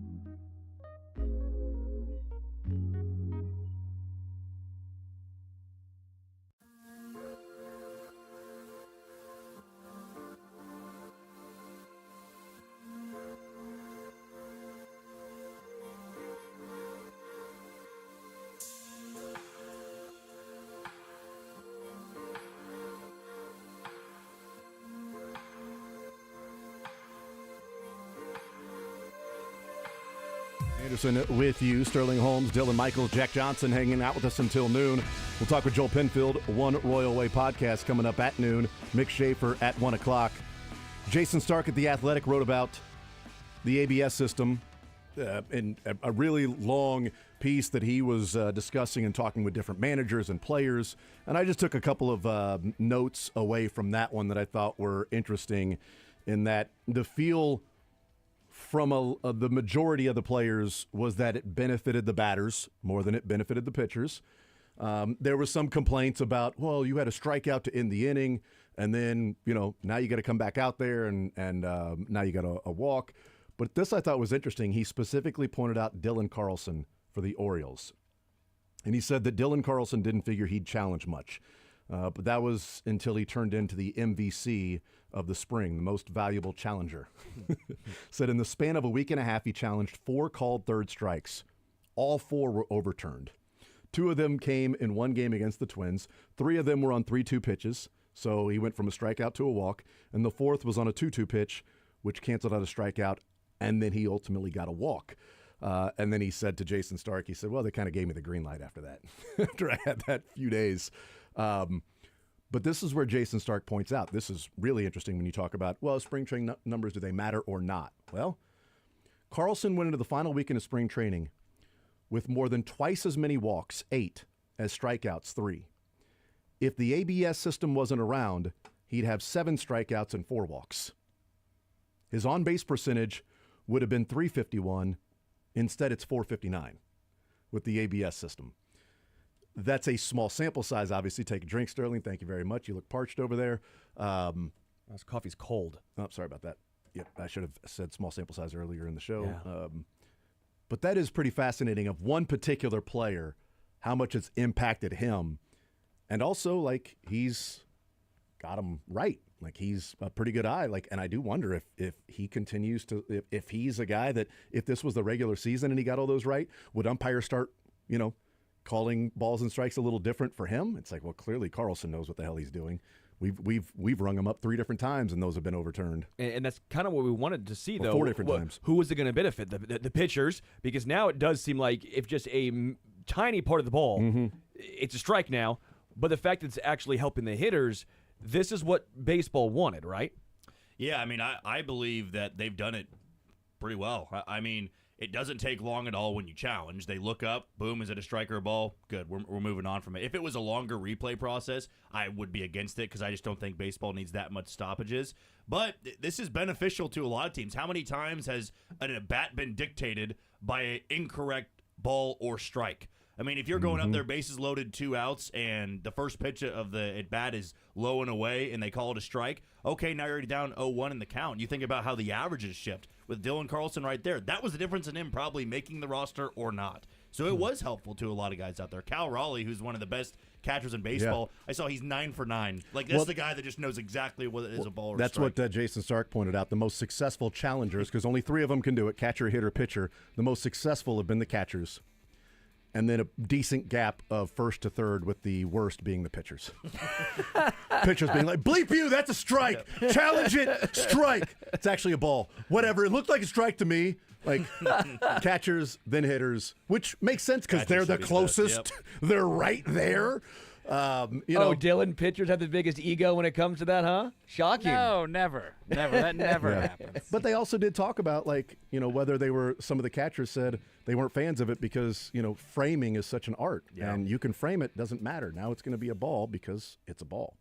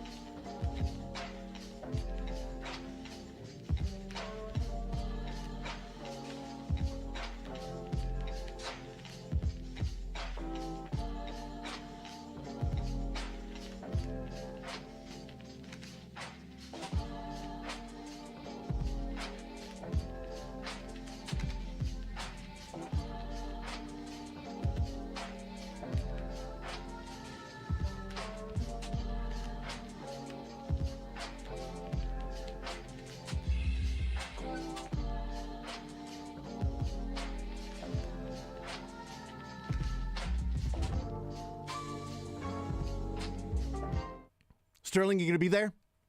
Planning on it. Planning on it. Planning on it. If I'm trying Well, to pull some strings. Okay, so you're planning on going for free. Dylan, you going to be there on opening day? I don't think I will be there on opening day. All right. It's at 3:10. It is my birthday, but I will be. Hey! Yep, it's his birthday. Dylan turning 25. Easily. Absolutely. Don't look a day over 25. 29 again. There you go. Nice job. Is this 30 this year? It is 30. Woo, boy. You are old. Tough reality. Welcome to the club, guy. Your back's going to hurt. You're going to get bunions. Sterling, you've been 30 for 5 minutes. Right. I'm almost 31 now. That happened Oh, when he my was goodness. 20. He's Yeah. almost 31. My goodness. A month. Yeah, that's crazy. Look at that. Wow, good for But you, why man. wouldn't we go to the old. opening day game? Come on. Are you in Depends yet? You're so old, man. I'm almost 31. I'm still more of a Huggies guy my myself. Goodness, I knew it.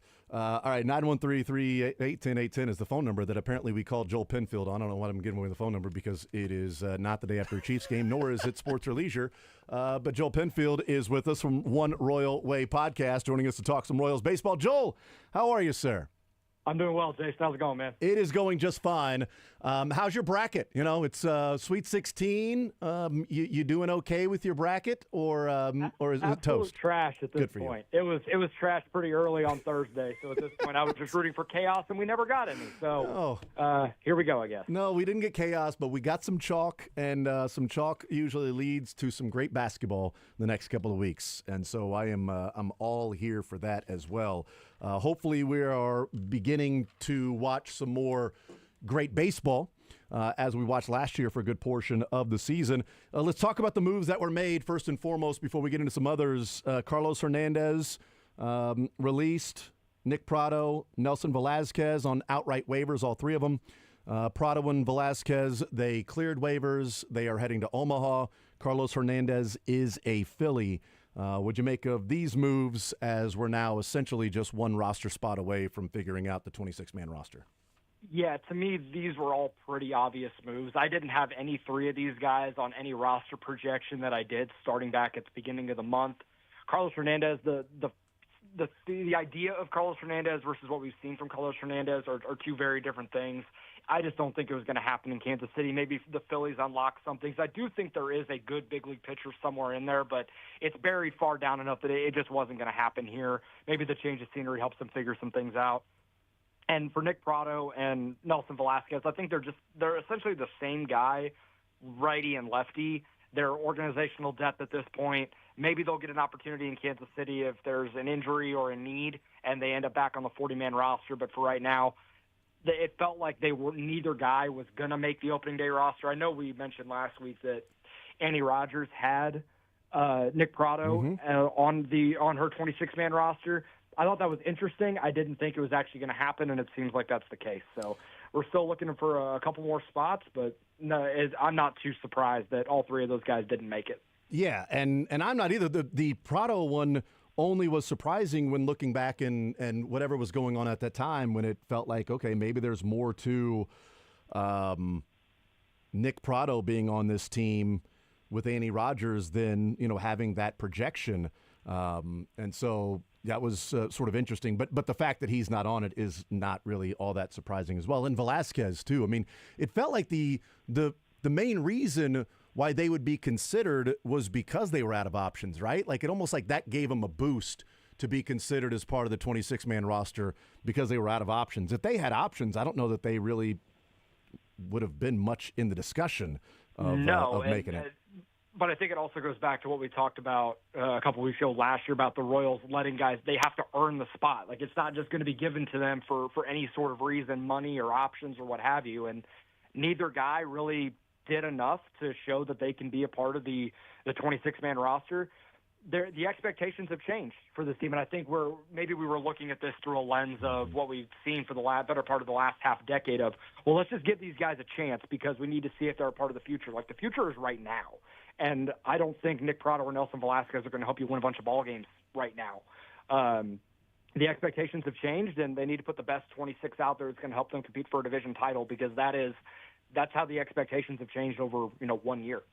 Visiting with Joel Penfield, One Royal Way podcast is our guest here on Sports Radio 810 WHB. Looking at the bullpen and some of the moves that they have made, Carlos Hernandez is a name that's been around the Royals for a while, and they have been searching to try to get something out of him, and it felt like there was about a 3-week stretch where like, okay, maybe there's something going on. Maybe he figured something out here, Carlos Hernandez. But I think he is as good of an example as anybody of what J.J. Piccolo and the front office has done in rebuilding the pitching staff overall, in that he was a big part of like, hey, you need a power arm. Okay, well, unfortunately, Hernandez is going to start the season on the IL, looking back to last year. And Jake Brentz has the bad hamstring injury, and he was so good in 2023, so now you're not going to have somebody that was going to be one of your better relievers in 2023, and you don't have that power guy in Hernandez, and you got MacArthur that's going to close out games. And now Hernandez is gone, and it's like, oh, yeah, well, all right, he's a Philly. And I think it's a decent example of where this team has gone from the bullpen conversation we were having the last couple of years to now when we're talking about the excitement of the firepower that they have in the back end of the bullpen, and we're not hoping that Carlos Hernandez would find some movement on his 100-mile-per-hour fastball that wasn't just straight as an arrow. Yeah, exactly. What they've been able to build in this front office is the base for how they won games in 2014 and 2015, which was we're going to pitch our butts off and we're going to scratch enough runs across to win a bunch of games close, because that's how we have to do it with the way that the offense is currently structured. And to have 4 guys in your bullpen that are 97 plus, and Estevez, Erceg, Harvey, and Zerpa, and then you still have Schreiber, Long, and Lynch that can handle multi-inning roles, higher leverage if you need them to, but you don't have to. And then you have Chris Stratton as the veteran mop-up guy. Like, they have a very structured place where they can go about this. They have 3 guys that can close out games, and Harvey, Erceg, and Estevez.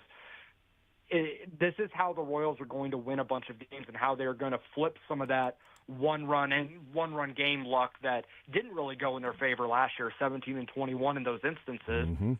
And a lot of that was the lack of success the bullpen had throughout the season in the early parts of the year before they kind of got it shored up after the trade deadline.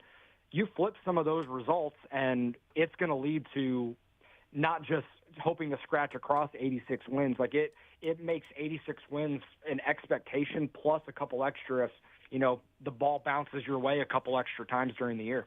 Visiting with Joel Penfield, One Royal Way podcast.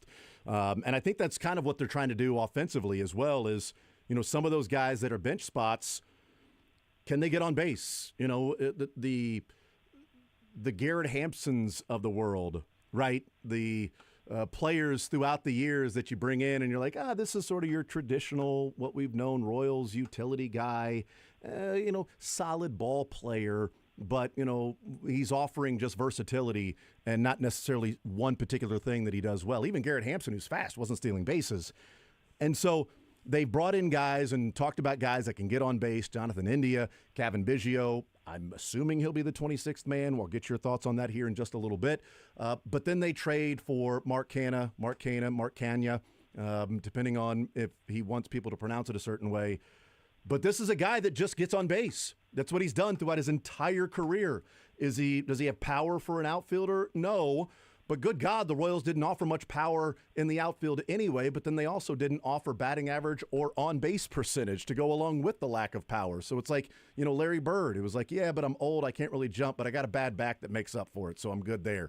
Like, they didn't have power, but they made up for it by not getting on base either. So what do you make of the Mark Canha move, the trade, and bringing him in? And I'm going to go ahead and assume that bringing him in means he's on this 26-man roster to open on Thursday. I gather that as well. I think that's going to be the case that Mark Canha is going to be on the 26-man roster. It seems like JJ is trying to force this team to take walks and get on base, because the hallmark of this organization forever, dating back to the 13 through 15, was they're not going to strike out a lot, but they're also not going to walk. They're just going to put the ball in play and hope that the batted ball luck goes in their favor more often than not. And it's just not a sustainable way to scratch runs across. And with an offense that still has some holes and some question marks, the best way to just get on base, scratch runs across, is take walks. And Kevin Biggio can do that. Career on base is 341, and Mark Canha's career is near 350. And even last year, where Canha was not great, he had a 99 OPS plus, which is like slightly below league average. He still got on base 344. Like that would be, one of the best on the Royals by a pretty decent margin. So and you add in getting Jonathan India, who is a guy that absolutely will take a walk and work plate appearances to get on base for your Bobby Witt Jr.'s, your Vinny Pasquantinos, and your Salvador Perez's. That's the way they're going to have to do it. It's going to look a little different. It's not going to be super sexy. It's not going to be a bunch of dudes with 15 to 20 homers like you'll see in some of these more other contending teams. But they're going to have to find a way to do it because they know we just have to score like 3 or 4 runs. If we get that and we have a lead going into the 7th, we feel good we're going to win a ball game. So it may not be the sexiest thing in the world, but they'll get the job done. Yeah, I mean, just offer something that you're really good at. And we'll go from there. Let's build upon that. I wanted Mark Canha at the trade deadline last year.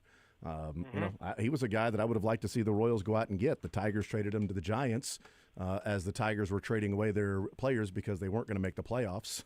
Oh wait, they ended up making good on them. But yeah, so I'm glad they brought him in, and we'll see what he can do. And if he's not good enough, then they'll find somebody else. That's perfectly fine. They've got more depth. You're not just relying on hoping somebody can convert to the outfield. You're not relying on, well, it's got to be MJ Melendez or Kyle Isbell's going to start in right field like he did a number of years ago, or hopefully Hunter Renfroe can rediscover his 2023 season or 2022, whatever it was, and that it's not really 2023, even though last year in April he really, really struggled. Or MJ Melendez, let's see if he can make the conversion to outfield. Can Nick Pratto be an outfielder? No, these guys are actually outfielders, and let's see what they can do with the team. Joel Penfield, One Royal Way podcast. So if Canha's on the team and Freddie Fermin is on the team, that would leave 2 spots on the bench. We know that they love Dyron Blanco to come off the bench and steal bases. I'm going to assume he's on the team, and that would essentially leave Biggio, Waters, really Biggio and Weimer, and Lofton, maybe Waters or Castro. But how would you handicap this if we assume that Blanco, and maybe I'm assuming and you disagree, but if we're assuming Blanco, who's the last one as the 26th spot for this team? I think it's going to be Kevin Biggio. They moved him around a whole bunch during spring training, first, third, second, played a little corner outfield.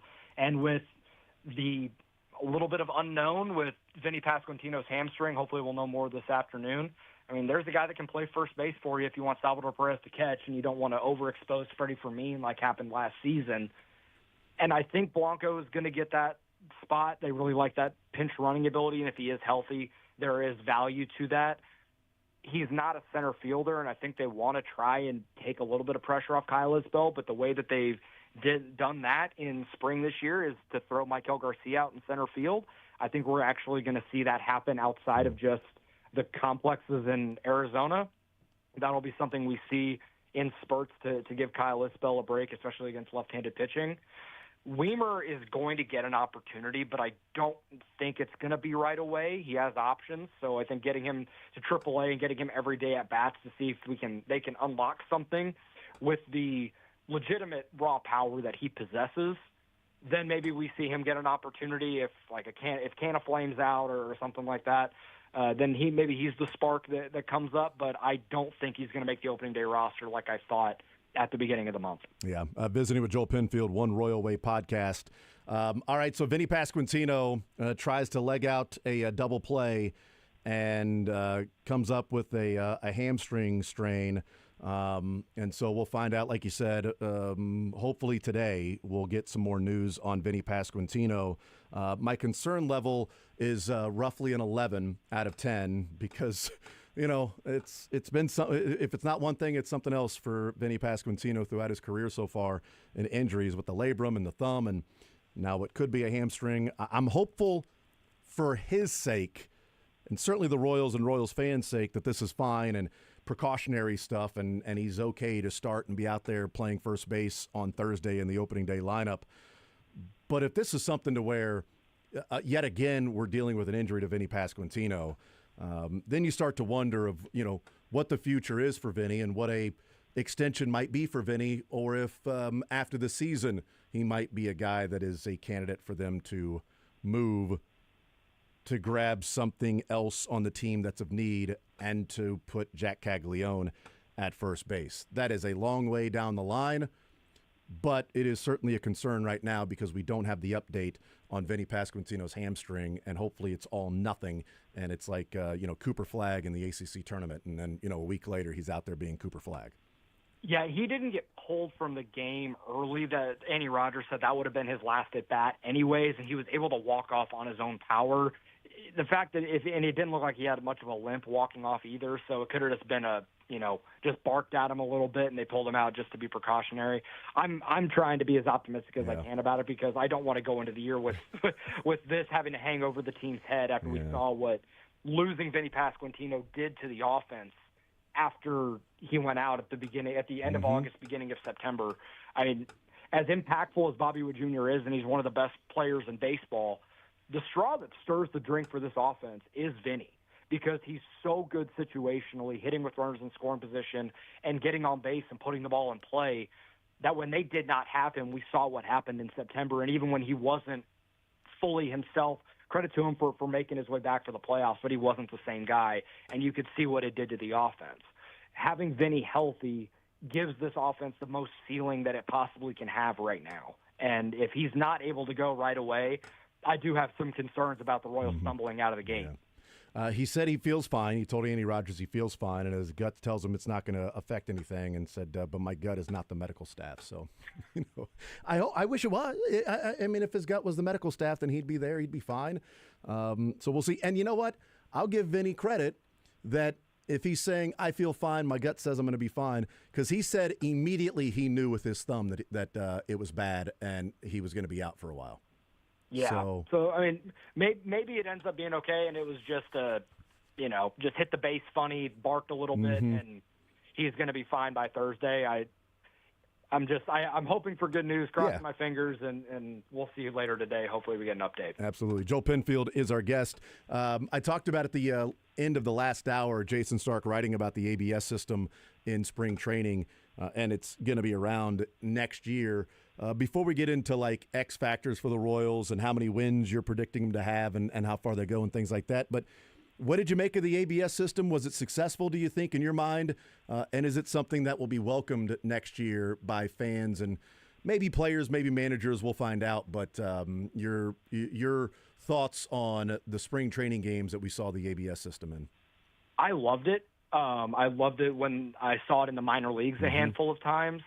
It's a great balance of having some sort of automated system to get calls correct without taking the quote-unquote human element out of the game and having an umpire call balls and strikes behind the plate the way it's always been. It's a great way for umpires to still do their job, but also a level of accountability for if they get a call wrong, we're able to correct it, get it right, and keep the game moving. It's not a 2 or 3 minute thing. It takes about 20 seconds, and teams can only do it a handful of times during the game, so it's not like you're going to see guys tapping their head after every pitch if they can tell the umpire can't figure out the zone that day. It's not going to be that. But in certain situations, it's going to help players. It's going to help umpires. I think it's a great balance and a great way to add in some sort of automation without making it an entirely robo-ump situation. Yeah, and I'm with you on that. I like the challenge system. I would like them in college basketball to come up with a challenge system for the coaches instead of just replaying everything at the end of the game. Every single there was, by the way, this is total aside. There was no reason for a coach to save any timeouts in the last minute and a half. The only reason you would do that is if like you're maybe get a 5-second call, or if you dive for a loose ball to call timeout to keep possession. But other than that, just ask for a review. Oh, I think that was kind of close. It was review. Was that a 3 or a 2? I think that might have been out of bounds. Coach, he ran out of bounds with the ball in his hands. I'd like you to go and review that, please. I think that guy might have touched it. Now I get an extra timeout. Just have a challenge system. And if you don't have any timeouts left, maybe that's a reason to keep a timeout later on and not slow the game down throughout. To use it for a challenge. I like the ABS system from that standpoint, as opposed to college basketball where it's just a free for all. Yeah, I think it's a good way to balance it, and it's going to be interesting to see how catching value is changed with this. Yeah, it's true. Because you don't have to frame. So this is not my idea. This is from Pitching Ninja on Twitter, if you've ever seen it. Great content. But he talked about the argument of challenge system hurting the art of framing, but what it increases the value of is a catcher who knows the strike zone as well as anybody. They know to go ahead like, hey, I can challenge this. I know that I'm right. I know the zone and where it needs to be. So still having a catcher with a knowledge of the strike zone, there's an impact there. And having a hitter with a great knowledge of the strike zone, there's going to be qualities there where they're not getting hosed on a pitch. Like Maikel Garcia got hosed more than just about anyone in all of baseball last year with strikes out of the strike zone called. So there are going to be I think there's benefits in so many different directions. They need to implement it this year. I know they're not going to. I wish. But I think we're going to miss it early on in the season after seeing what it can do for the flow of a game and getting calls correct. Thought it was interesting, too, that Jason Stark pointed out manager ejections with the ABS system starting next year. We could see them all but disappear because he pointed out that as recently as 2011, there were 50 ejections based solely on calls on the base paths. In 2011, 50 managers were ejected because of calls on the base paths. 2019, there was one. And 70% of all ejections in baseball happen over ball strike disagreements right now. And so if now you've got the ABS system, argue ball strikes all you want, but you got a chance to challenge. So, so maybe we'll see managerial ejections just simply go away. Who knows? Thought it was an interesting point by Jason Stark. Joel Penfield, One Royal Way podcast. All right, as you look at this team, I want one on the pitching side and in the lineup, and we can do lineup / in the field, but do you have an X factor for on the pitching side and in the lineup that could get this Royals team to their ceiling and playing and being the best version of themselves? On the offensive side, position player-wise, I do think it's Jonathan India. I'm really high on what he can do for this team. I saw an interview he did with Foul Territory the other day talking about how the being constantly in trade rumors in Cincinnati for the better part of 2 years weighed on him mentally quite a bit, not knowing whether he was going to wake up playing for the Reds or somebody else for that long.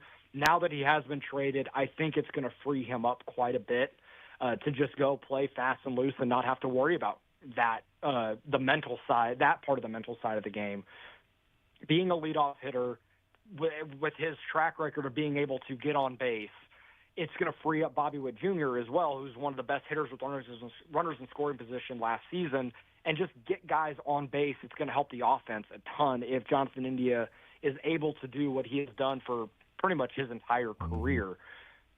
X factor on the pitching side, you can go a bunch of different ways, but I'm going to go with Lucas Erceg because I'm curious how he's utilized. It seems like they're going to let Estevez close games early in the year. Erceg was about as lights out as it gets in the ninth inning for the Royals when he came over, but his ability to be the relief ace and go into any situation, highest leverage of the game, even if that means it's the seventh inning, to go and get those outs is an incredibly valuable piece. If you remember, Andrew Miller did it with Cleveland during their run in the mid-2010s. That type of reliever can have a massive impact on your team, especially when you have multiple guys that can go in and close games, but also having a guy that you can hand it to in any situation to go get the biggest outs of the game matters too, even if it's not the ninth inning. So those are the two guys that I would pencil in right now as probably the X factors or highest impact guys. All right, and how many wins do you have the Royals getting to this year? I have them winning 88 games, which I think is going to get them a wild card spot. I still have Cleveland winning this division. I'm just not going to question the Guardians and what they do and how they do it. It's some black magic stuff that I can't quite figure out, but I'm done trying to doubt them. Even if they have, I believe, the fourth best odds to win the division in the AL Central right now, which doesn't make sense to me. That's another conversation. But I do have them winning 88 games, and as I talked about earlier, I think having a more stable bullpen earlier in the year is going to help them, barring any sort of injury, win a lot more of those one-run games, which they're going to have to do to kind of live on the margins given some of the question marks that surround the offense right now. If they're able to win some more of those games, it's going to lead to more success. And with as steady as the rotation is going to be, at least 1 through 3, and we know the top 4 in the lineup are going to produce, I don't see a reason why they can't replicate what they did last season and get back to the playoffs. All right, and what do they do in the playoffs if they get there? Wild card round, divisional, ALCS, I think they can get to the World I Series? think they can get to the divisional round again. Okay. Beyond that, I'm not 100% sure. The AL is not as strong as the National League, so if they get a good draw based on the way the rest of the AL plays out, I'm not going to rule out getting to the championship series. But for right now, I'll just play it safe and think they can get back to the ALDS, which is a success. Yeah. I'm not going to, even if it is the same result as last year, given the constraints that the Royals play in a sport with no salary cap, getting back to the playoffs for a second year and getting to the second round is still a successful season. Yep. Back-to-back years of making the playoffs. It doesn't happen very often in the Royals' history. Making the playoffs doesn't happen very often, certainly back-to-back doing that. Joel Penfield, One Royal Way podcast. Joel, you're the man. Appreciate the time as always, brother. Next week, we will be talking about some actual games and a series that the Royals have played that actually counts. So definitely looking forward to that. Enjoy the baseball coming up this week, and we'll talk next week. You as well, Jason. Take care. Absolutely. There's Joel Penfield, One Royal Way podcast. This time on Monday, next week, we will know what the Royals are in the first series against the Guardians, hopefully 3-0, and we'll know who the Final Four teams are. That's right around the corner. We're going to know who's heading to San Antonio with me. I'm going there, so who's going to follow me? What team is going to jump on board and head to San Antonio with me? Question. Answer. I don't know why I did a Dwight Schrute Not right sure there. either. Question. Answer. When is ZOU's happening? Wednesday. Wednesday, okay. Wednesday. There's your answer. I knew I had an answer for you. I knew you did, Wednesday. Wednesday. ZOUs for Wednesday. You good? I was just intrigued because I want to make sure we get him in before, Yeah. season starts. Yeah, so I don't want Mick to cheat and get an advantage. no. Typically we do it before the season starts, Sterling. Well, I was wondering. definitely- Today's a Monday with Mick. I didn't see on the show sheet. Well, if opening day was tomorrow, we would definitely I do get it. ZOUs today. But luckily it's Thursday, so we get another day. Unless I'm confirming. if Mick has to be here on Wednesday, no matter what Sorry, happens. I went to Mick the has be. ABS challenge monitor to make sure. Okay. And that was right down the middle. It was a strike right down the middle. I'm not sure what you were challenging there. We'll take a time out, come back, continue rolling. More Zone next.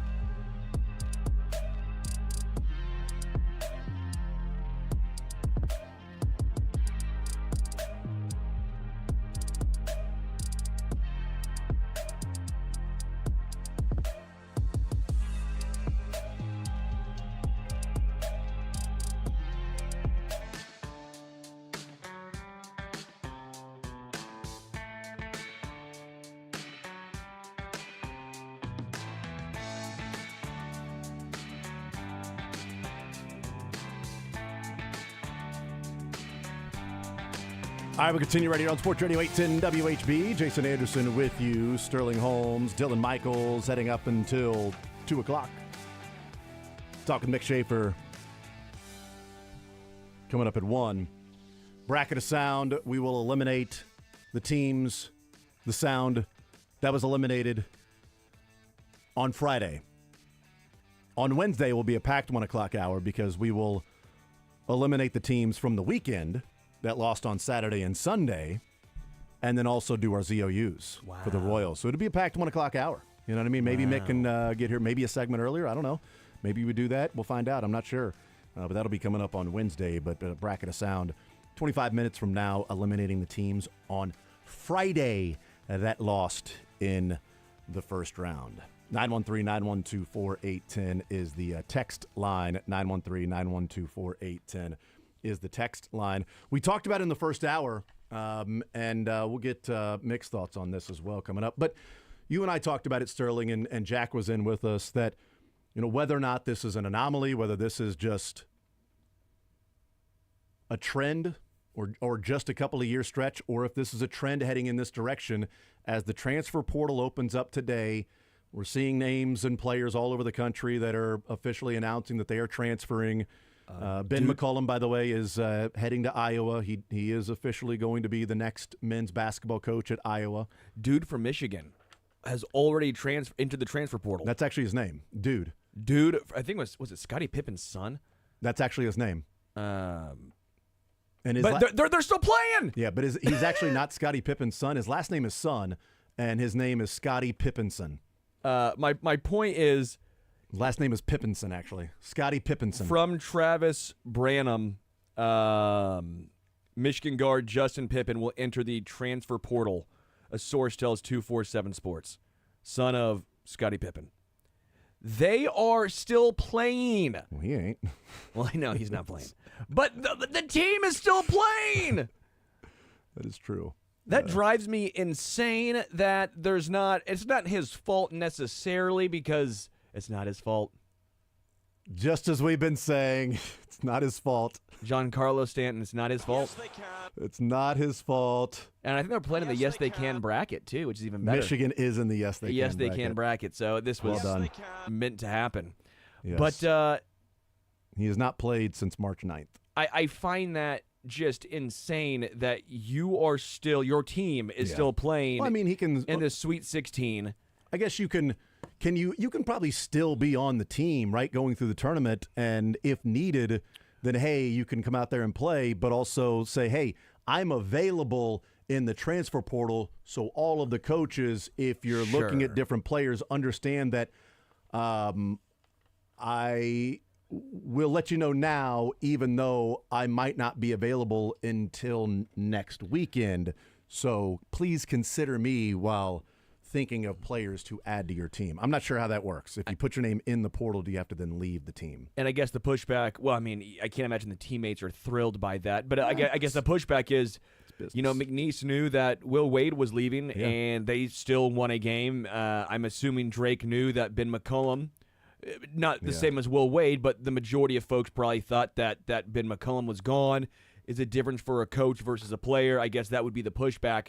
I just feel like it's one of those situations where you almost need the transfer portal to open up after the Final Four. Oh, yeah, for sure. For this exact reason. We've talked about in college football, it needs to open up after the bowl games, because then you're seeing so many players opt out that whether or not it matters that much to them if it's not a playoff.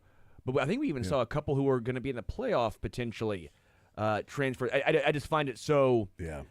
It's brutal for the game. Yeah, and in college, why can't it? You would say, why can't it wait a couple of weeks? Why can't it be 2 weeks from tomorrow? And say, the national championship is over. It happened that Monday night. Yeah. And now teams can transfer and enter their name in the portal. Now, in college football, you do have 3 days after your season is over. So if you play in a bowl game, you can put your name into the transfer portal up to 3 days after the season is over, whereas the portal has closed by a lot of that time. And there's school to worry about for football as far as you have to enroll because of if you're going to get behind in classes, which I know they don't go to I don't go to Ohio State to play school. I didn't come here to play school. So I get that thought process. But in basketball, you don't have that to contend with. Remember when the grad transfers had to be you transferred to a school and you didn't have to sit out a year on the grad transfer only if you were majoring in something in graduate school that your current school didn't offer? Oh, wow. So you had to then go to, if you wanted to transfer to a school as a grad transfer to play basketball, football, whatever it was, you could play immediately as long as you picked a grad school major that wasn't offered at your school. I'm in Harry Potter. Now it's just whatever. You know, we're not even going to throw. We allowed you to transfer immediately, but you have to at least fake that there's a reason why you're transferring immediately to play a fifth year of eligibility to go to this grad school because it's not offered at your school. You're continuing your education postgraduate, while also getting a chance to play basketball or football. You're athletic, but you are still a student athlete because you're not transferring there just to play sports. That major wasn't offered at your university. The AD's going to, okay, guys, come together, teachers. You're gonna be a master. You're gonna have some program here. It doesn't matter what it is. What is something that no other school has? None. No other school. Specifically, whale sounds. It's just the sound of whales. Hold on. You got a graduate degree in whale sounds? I'm a master of whales. Professor's Aaron Rodgers. You got a graduate degree in a darkness retreat? What was your undergraduate major? Business. Business marketing. Yes, business. Hotel management. and sports administration. I always love when when darkness retreat is what your major was. Yeah, I was interested in that, and so luckily the school Duke had it. And where I was going, they didn't have it, but Duke had darkness retreat as a major, so I was able to go there. Undecided always gets me when they're like sophomores or juniors, and you see undecided. Like, okay, you've had a long enough time now. You're not a freshman first semester. I don't know. I think there's you a need lot to of, decide. A lot of people in college with undecided going into their junior year, like I don't know what I want to do. It just makes me laugh when you see the screen roll by and it's like, what? They're in their tie and they have their jacket on and they're going through the bios of everyone and just some guy, I don't know, John Smith, undecided. So going to BYU? Oddly enough, John Smith's going to BYU. Good for him, but undecided on the major that he's going to be. I showed up at Northwest and I said, I'll take the path of least resistance major. What do you got there? He said, well, are you interested in broadcasting? I said, actually, that's why I'm going to school. They said, okay. What about broadcasting? And I said, okay. They said, but you have to have a minor. Ooh. So what would be the path of least resistance with a minor? Kendrick's going to sing about it for you. He's going to let you know. We have a coaching minor. Done. Go ahead and sign me up with that. So that the head coaches for the sports teach some classes on coaching. And so we talk about rules of the game and strategies and Yeah, let's do that. Let's do the broadcasting and coaching minor. That seems to be the path of least resistance. But I can be on the. Really, I just want to be on the air here. I can do play-by-play, right? I can do some sport. Oh, great. That's you're perfectly telling fine. me that for me it was. I didn't come here to play school. I came here to play radio. You're telling me the business school is just down the street from the fraternity house, so I can just roll out of bed and go there. Oh yeah. I'll be a business major. Don't lie. You never went to class. Test days. By the way, kids, 50% of the battle is just going to class. 50% of the battle to graduate from college is just simply going to class. Honestly, if you just get up and go to class, you're halfway to your goal of graduating. If your goal is only to graduate. Now, there are a lot of people out there whose goal is to succeed and excel at college. Those are called aspirations. To set themselves up for a career and not necessarily a job. I'm going to get a good job. Okay, great. What do you do then? Well, I don't know. I got the job. Okay, but if you don't have the tools to then excel at said job, then that doesn't become a career. That comes just job jumping. Yeah, but I did enjoy college, though. I did have a good time there. So what if you didn't do radio? What would you do? I don't know. Drugs. Don't know. Thank God I'm doing radio. It's a tough choice. Right? I mean, a lot of people combine those. I was gonna say they're fairly similar. Yeah, a lot of people combine them. There's the high you get from being on the air. When I get done at 2 o'clock, I mean, I just crash. Just crash. By 2:30, I'm out. You know what I mean? And I need another fix. And on Fridays, it's rough because I don't get that fix for a couple of days. Jason Spoons Anderson. Come on, baby. I just want to give me a segment, baby. Just 5 minutes talk about sports, just real quick. I'll be good. It'll be the last time I ever needed just one little fix on the radio. I'll just talk some sports. I'll talk soccer. I don't care. Where's Nate Buchanan?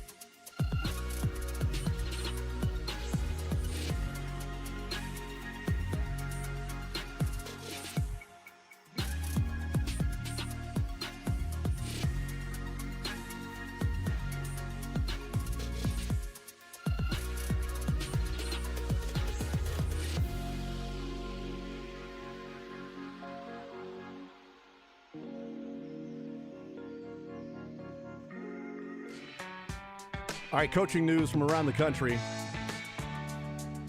Ben McCollum, now the head coach at Iowa.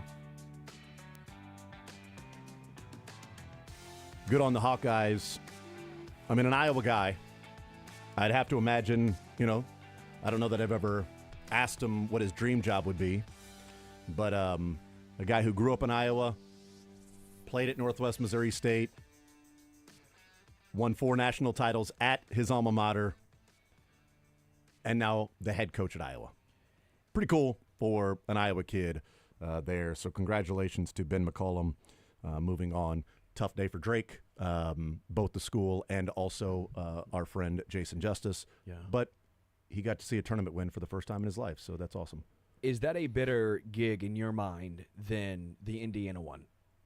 If let's just say, tell me what the NIL is. Let's just say he had the option, because I think he probably would have had the option. Tell me what the NIL is. Honestly, like if I've got money, if I've got the same amount of money as Indiana, then I'm good with that. I don't have the fans thinking that I need a Final Four every single year. I don't have the constant expectations of the candy stripes, and I've got the same amount of resources to go and build a team as Indiana. It is going to be interesting when you get the last 2 Drake coaches are now at Indiana and Iowa. And DeVries leaving Wake Forest, leaving Drake to take Wake Forest, now leaving Wake Forest to take Indiana. Yeah. And Ben McCollum leaving Northwest to take Drake, and now leaving Drake to take over the Iowa job. Sean Miller is also the next head coach at Texas. So Texas. Oh, I didn't see that one. Oh, yeah. Yep.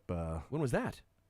Sean, a couple of hours ago. I can't believe I missed Actually, you know what? It was late last night. A couple of hours ago is when Sean Miller informed Xavier and the officials there that he is leaving to take the Texas job. But late last night, it came out that from Cedric Golden of the Austin American-Statesman reported that Sean Miller, the next head coach at Texas. So there's the coaching mill. Also, Minnesota hiring Colorado State's coach, Nick Medved, and a Minnesota alum to be their next head coach. So we'll see what happens with that. And Xavier fans are now saying if Sean Miller's gone, then maybe we should go get Chris Mack, the winningest coach in Xavier history. So you get Sean Miller, that leaves Xavier, goes somewhere, fails, gets in trouble, comes back to Xavier. Chris Mack, Xavier, goes somewhere, fails, now is at college for Charleston, maybe returning to Xavier. Just recycling coaches that they've had a history with. Sure, go ahead and do that, Xavier. Trey Smith is under the franchise tag. We know that. Doesn't feel like it's all that close to getting something done. He was on Up and Adams with Kay Adams this morning, and she asked him the question about the franchise tag and what's the latest. You were one of 2 players, my friend, to be franchise tagged this year. T. Higgins got his deal. What's up? Where are we? Where are we in the process? Yeah, shout out to T. Higgins, man. 2 Tennessee boys. I think we're in the same high school class, too, so really cool to see T getting paid.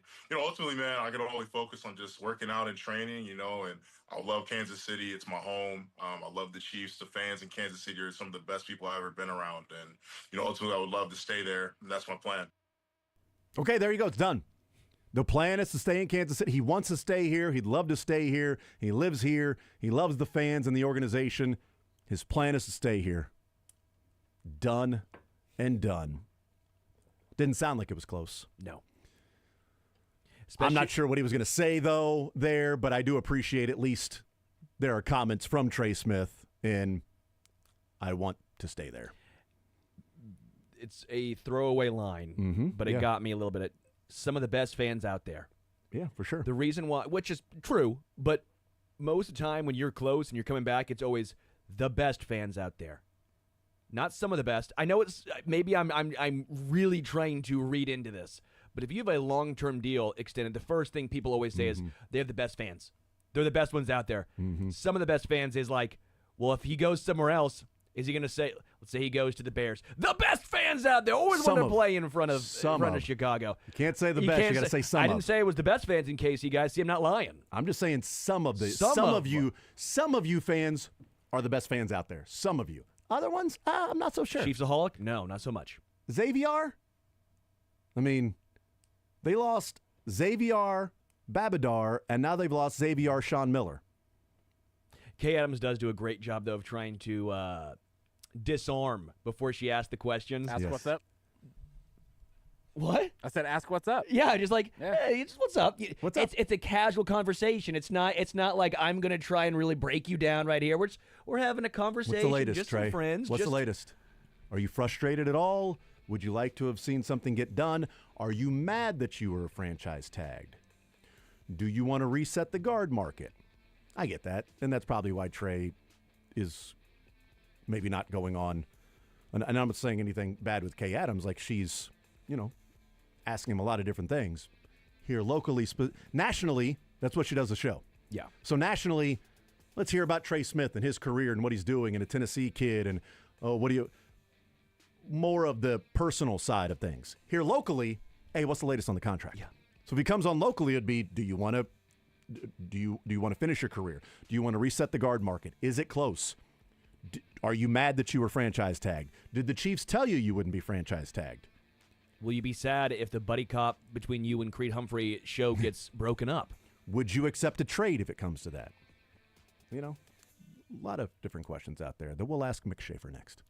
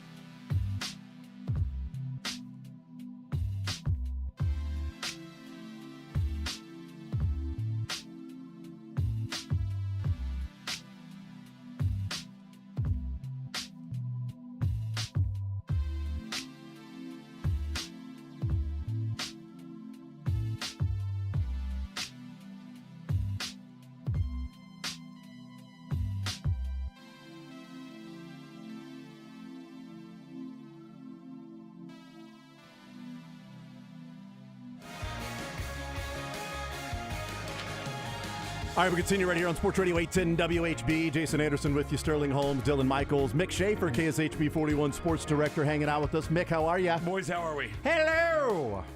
I lost my voice this weekend. Screaming about Oklahoma State wrestling? Youth volleyball. Oh, even better. That's even worse. Oh. Were you yelling at the refs or? No, just yell loud. I don't know enough, really, to In the net! yell at the refs. Side out! Feel like I know That those was two a calls. lift! The hell are you watching? Now that one's there's a gray area there. It was just same thing, was just a lift down here.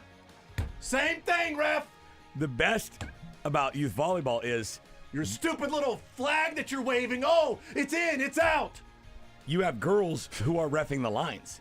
You have the team that played just beforehand. They're reffing your game on the lines. I like watching the varsity games where they have a dad from one of the teams that comes over and refs the line. Do they do that even for varsity? I've seen like sub-varsity. Yeah, I'm never going to be that guy. I don't need that pressure. No, hell no. Never need. No, because if it's a controversial call and I actually think it went this way, but it benefits like my daughter, then I'm going to benefit the daughter, yeah. Like I don't know. You guys like are so corrupt. no, this is what I thought it was. Like you guys think it was the other. This is what I saw it. I don't care that but like I'm just gonna call it how I see it. All right, Coach, you know what I mean? Coach, It's a that ball strike. was out on me. Remember that commercial? Yeah. Yeah, and his teammates were like, No, Mark, you Wait till don't tell the ref. Yeah. Oh, he's great sportsmanship. Wait till he gets to the bus. So wait till he gets to the bus. The wild, and maybe somebody can text in and tell me about this. The wildest phenomenon in volleyball is there's the up ref, that's the head official. They're there. It's never a one of the players or anything. They know what they're doing, but they're opposite the coaches. The coaches don't get to walk over there. The head ref will not burn a calorie and walk over. So they play this game of telephone with the captain of the team, going back and forth. The coach will say something to go tell the ref. The ref will say something to the girl to go tell the the coach. If the coach has a rebuttal, that girl's walking back over, and it's this game of telephone back and forth. And we were playing a team, and this guy had already gotten a yellow card, which I'd only seen like 2 in my 3 years of volleyball. Wait, they have yellow cards in volleyball? And red. Yeah. It's like soccer. Yeah, it's like a tackle. Yep. Did you go in cleats high? You know, Yellow, it's a warning. Red, you lose a point. I'm sure if you get a second red, you're gone or something like that. And so he'd already got a yellow, and they were doing the game of telephone. And this guy said something to his girl, and his girl turned around with this yikes look on her face like, oh my gosh, I have to go tell an adult just what this adult told me. This 13-year-old girl running, and she's wide-eyed. And she stops and she looks up and I don't know what she said, but immediately the guy reaches in his pocket and shows the red card at the coach. And he just kind of smirks like he knew it was coming. I'm like, what did you tell that girl to say? You should have pulled on your media credential and said, and interviewed the 13-year-old post game. Then asked, yeah. It's actually how my wife and I argue. We just said, Everett, go tell your mom this. Oh, really? Well, go tell your dad. No. Well, and there's a 0% chance those girls are getting it right, like the game of the telephone. You never get. You got to clean it up. Yes, you got to clean. They're never saying exactly what is being conveyed. She said she disagrees with what you just said. Yes. She said that she probably doesn't agree with that whole thing. By the way, he said he likes your dress shirt. Yes. In the previous segment, did I say DeVries at Wake Forest? You did. I mean, yeah. I am on fire here. I know he's at West Virginia because we talked about Myron Metcalf. I was like, does West Virginia have the worst few days ever? They get a limit. They don't make the tournament, and then they lose their coach for 24 hours later. And then they tried to make a last ditch plea for Ben McCullum, who they could have had a couple years ago. Right. When does Xavier in Texas play? That's a great question. Sean Miller heading to Texas now. It's called a callback. Callback. Yes. Text says, true story, 42 years ago, I was a freshman in high school. 80 asked me to line judge a volleyball tournament. Long story short, I got booed. Traumatic. Yeah, no thank you. I'm not. That's too much pressure. I did it in college because I took a refereeing class, and my girlfriend at the time, who's now my wife, she was on the volleyball team, and I would always err on their side because I was petrified of her. Still am. That's so weird because when I did the play-by-play at Northwest, my ex-girlfriend was dating a football player, and on radio, anytime there was a missed tackle, it was him. It was him every time. All of the mistakes. were him. Like, he would even fumble the ball, and she's like, he doesn't play offense. Doesn't matter. He's special team and defense. But he fumbled it there. That guy was he made on the bench. He threw 3 interceptions. Oddly enough, how often he was in the wrong spot and did the wrong thing and missed the tackle and probably shouldn't play anymore. But hey, I mean, I was a kid.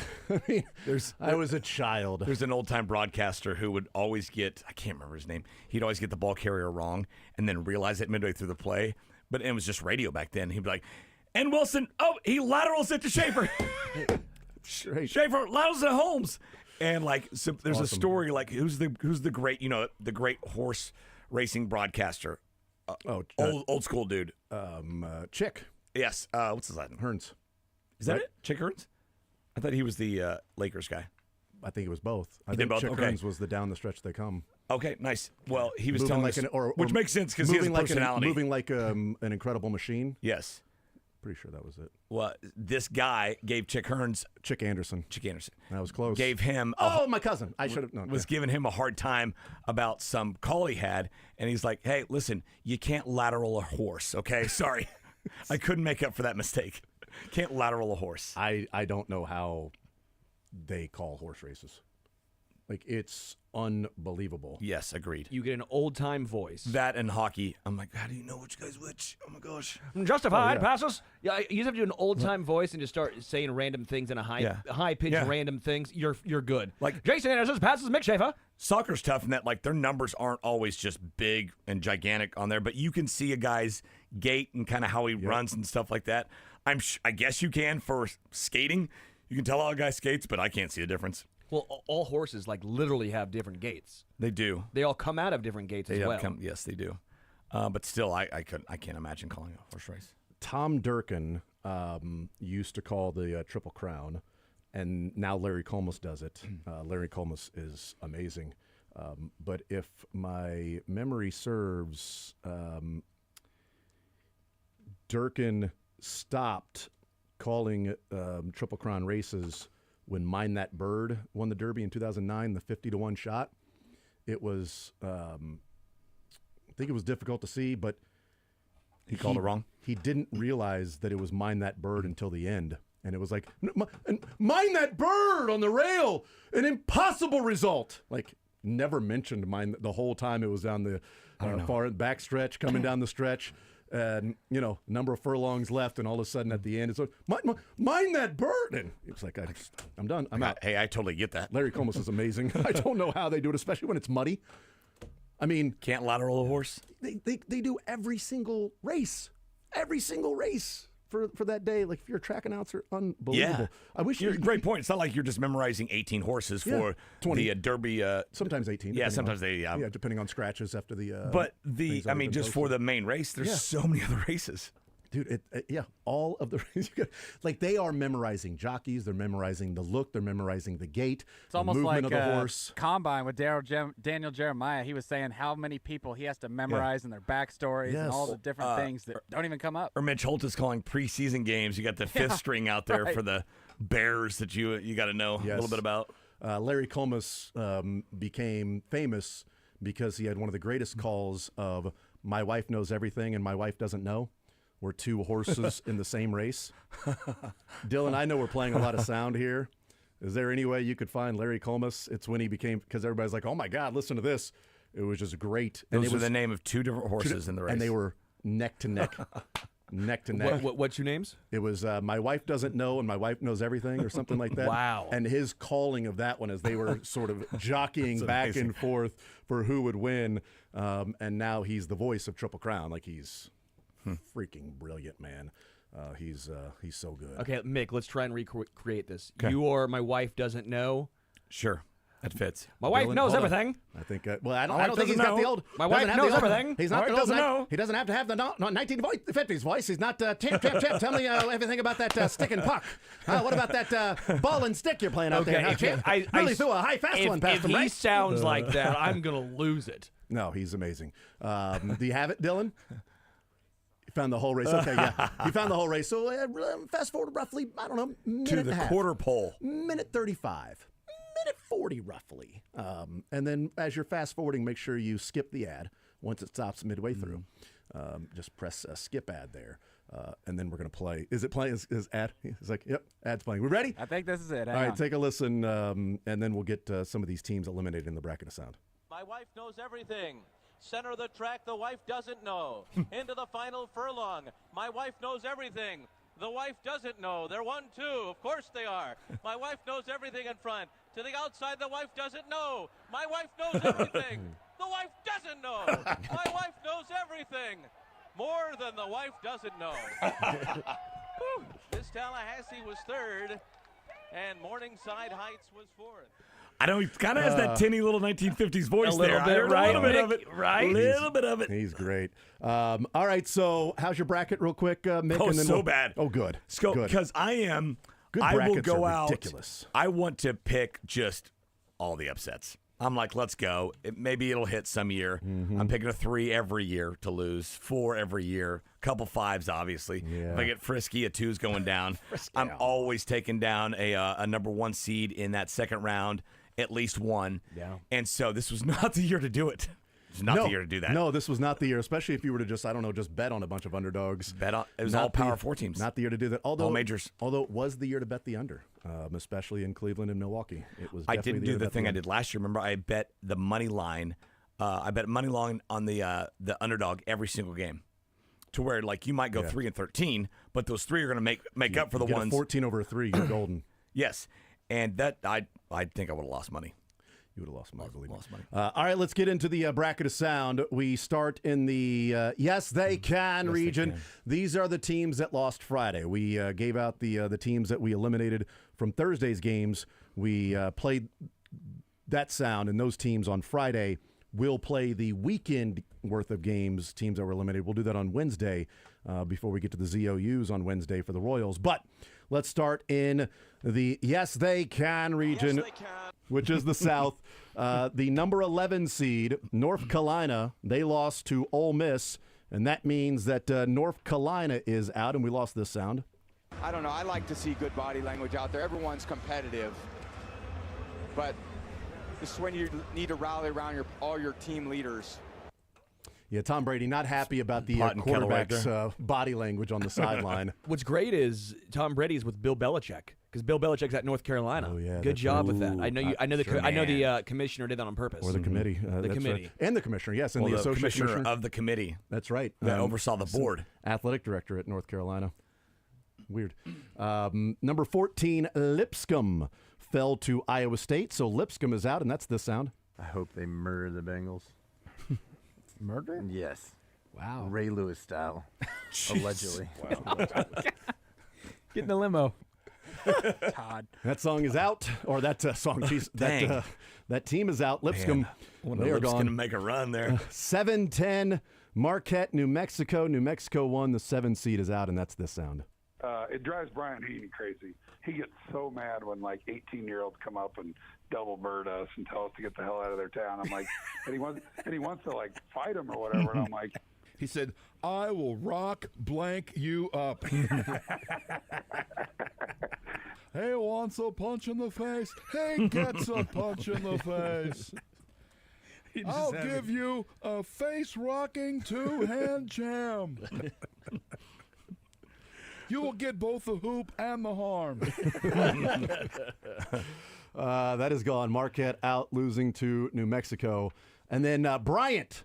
They stayed with Michigan State for a while, but Bryant eventually fell to the number 2 seed. That means the 15 seed Bryant is out. Greatest satisfaction in hitting. Willie Wilson. He deserved it. Why?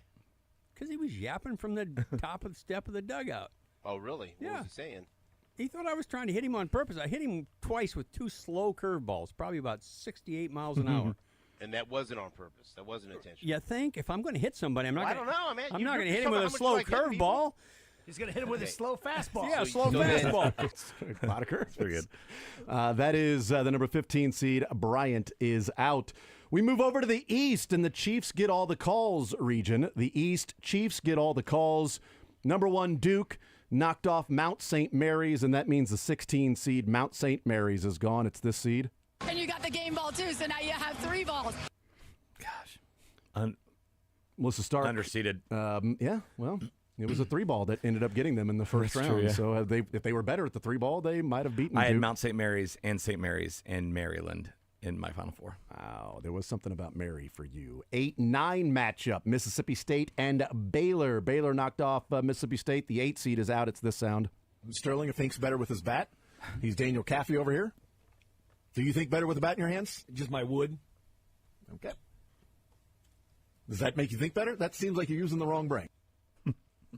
It was actually that bat right there. That piece of wood. That's exactly right. I think it's actually plastic. It is. Looks like wood. Arizona and Akron, or actually Oregon and Liberty, I should say. Oregon and Liberty. Liberty loses to Oregon. The 12 seed is out. We lost this sound on Friday. It is this. I want to see Bobby Witt lead off the bottom of the ninth, batting first, and then hit a double, and then come in and bat second and have to actually put a ghost runner at second. I want to see Rob Manfred work at Denny's, so that's what I want to see. Dylan, a big fan of the golden bat rule. We're closer and closer every year. That's you're not wrong. All right, 13 seed Akron loses to Arizona. The 13 seed Akron is out, and we lost this sound. What do you think about the fact that Steve Kerr doesn't get there as head coach? Yeah, I saw that. The coaches don't get medals. Oh gosh, here we go. It just tells you what international how they value coaches. Not at all. I'm surprised. How do coaches don't get a gold medal? I'm surprised coaches get a paycheck for this show. You know, I think like maybe you should do this pro bono, my friend. You know, last time I looked at my check, it's pretty close. So hey, I'm taking donations. Why don't you come up off some of that money you got since you're over there bragging about it? I'm not bragging about it. I didn't hear him brag. Yeah. Oh, I'm sorry. Did you rent your beach house out down in Florida during the hurricane? Or do I need to go on? How about your townhouse over in Buckhead? Hey, what's going on here, Sam? You want to call me out? I mean, come on. I think you screaming broke and hungry. Let's just see it. You know, I know what you have and where you live, young fella, so you need to stop. I think we have snitches on the show today. No, we His don't have name snitches. We is have Sam truth tellers. Mitchell. We have truth tellers, so you're the one who crying poor and destitute up here when do I need to keep going on further, more and more? Or do you want me to stop right now? Go to this game between the Sacramento Kings and the Golden State Warriors. You're going to stop messing with me on national TV. I done told you about that. Hey, do I need to give out the address? Because you're not at home right now. Warriors rich in history of championships and now an Olympic gold medal. 68 North Point Drive, Sandestin, Florida, huh? You had the pool put in yet? I think that's your house. No, that's your house, Prince. Oh, that's your rental property house. There we go. All right, Warriors. Boy, this game can't tip fast enough. We'll be back at halftime and after the game as well. So that's Sam Mitchell, the former player, right, and coach? And Chris Mills, the host. But yeah, Sam Mitchell. And am I supposed to believe he doesn't have more money than a basic host, a TV guy? I also didn't hear the host crying poor and destitute. He No, was I know. like, He just I'm surprised made a coach doesn't get a comment, paycheck yes. for this. You know, a little joke, a little jab, you know, a little like, oh. One jab turned into that. Oh, yeah. Sam Mitchell was not happy about his paycheck, and he was willing to take everybody down on the way down. All right, the 7-10 I don't matchup. know any guys, TV guys, with like 3 houses. I just don't. Chiefs get all the... Well, you're not in Atlanta.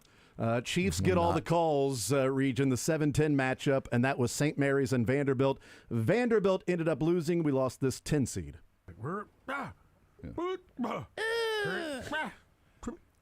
one goes, you're like, dude.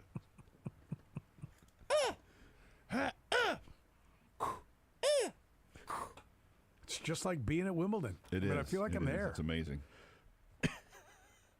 Vandy out. Just like being at Wimbledon. It sounded the same. The 2-15 matchup there in the Chiefs get all the calls region. Alabama knocked off Robert Morris. Again, Robert Morris was a very a good game. They stayed with him for a while. Here is the sound. We lost Robert Morris. We lost this sound. Aware of something, a contract deal, a this or that deal, that you never pay attention to as a coordinator, just to prepare him for this is life as a head coach. And Deion, sure, he was a head coach at a tiny, school in Jackson State. He never got versed into, he never got to dip his toe in, or his lack of toes, into what it is to be a major head coach. He didn't dip his foot in there. It's just Corrected himself. Yeah, absolutely. Sorry. Of course he didn't dip his toe in there. All right, we head to the Midwest, which is the boys are playing some ball region. And we only have 2 from these because 6 games were played on Thursday. So we had 6 different teams eliminated on Friday from the Thursday games. The 11-6 matchup, Illinois and Xavier. And Xavier Babadar ends up losing to Illinois, so that means we lost this sound. But now it's like, well, Justin Fields, they have to make a quarterback change. Well, what are the odds? Russell Wilson is now a full participant. Anyway, I liked the joke. They're 26th now. If they go to Russell Wilson, they'll be 28th. Kind of like Jamar Chase earlier this season, suffered, I think, a grade 2 sprain of his anterior contract ligament. He was out for the whole preseason, man. Yeah. Missed all the preseason games, training camp, everything. 3 versus 14, Kentucky and Troy. Troy loses, and Troy is out, and we lost this sound. Just to punch it right back into Creed's butt. Where was he punching it? Punching the ball right into his butt. Right into the backside. Right or left cheek. It doesn't matter. Pick one. Right in the butt. We played the other sound. Mick still feels like he doesn't understand the right in the butt. I don't know what that means. What's that it's from? the family. Oh, you were gone that day, too. I forgot. It was the Family Feud. Or no, not Feud. It's, what's the game? Where you Wheel of Fortune, where they do the letters. That's right. Right in the butt. Okay, we'll probably hear that on Wednesday.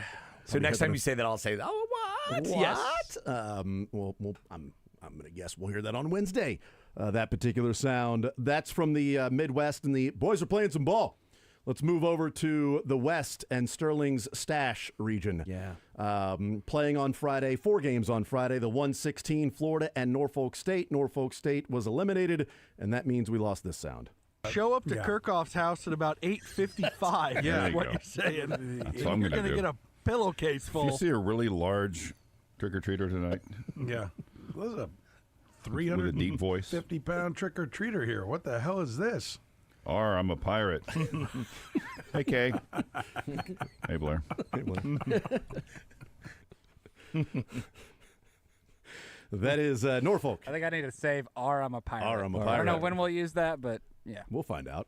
When the Royals play the Pirates, we'll use that one. There you go. All right, the 8-9 matchup, UConn and Oklahoma. OU, the Sooners, they lose. The 9 seed is out, and that means we lost this sound. I'll give you credit. Best thing I ever did is what'd you tell me to do? It's been about a year now. What'd you tell me to do? Here. Stop drinking? Wow. No. It's great. We got to play it again because it's always under the radar is how loud Jake laughed. We heard it through the glass into the microphones in the studio when Todd said stop drinking. I'll give you credit. Best thing I ever did is what'd you tell me to do? It's been about a year now. What'd you tell me to do? Stop drinking? Wow. No. Hear that through the glass, man. There we go. That's the Oklahoma Sooners. They are out. 2 more games that were played on Friday that we have to eliminate. That was Memphis and Colorado State, the 5, the 12. The 5 seed upset in the first round, and that means this sound is gone. They've turned the Philadelphia Eagles into America's lovable team that's just rooting for the old upstart team. Yeah, America will love the Eagles for about 6 minutes. I was wondering if people woke up this morning and was like, I was cheering for the Eagles gross? Last night. They're like, gross. They're making the walk of shame from their rooting interest on the couch to work today. Ooh, did I sleep with the Eagles last night? Oh, no. Memphis, a lot of people. Yeah, Eagles. Oh, God. Michael Strahan. Oh, gross. I got to live with that one the rest of my life. That's one that my close friends are going to keep throwing in my face when I'm 45. They had Chiefs goggles on. That's married with 3 kids, and yet my text chain with my buddies from high school keep talking about certain things. Why do you keep bringing that one up? All right, one more. What's going on, Sam? One more game, the 13-4 matchup. The 4 seed Maryland knocked off Grand Canyon, and that means we lost this sound. Any Tommy Pham, Jock Peterson moments in your fantasy base? Right. But he told me to set a timer yesterday or 2 days ago during the draft. I set a timer immediately.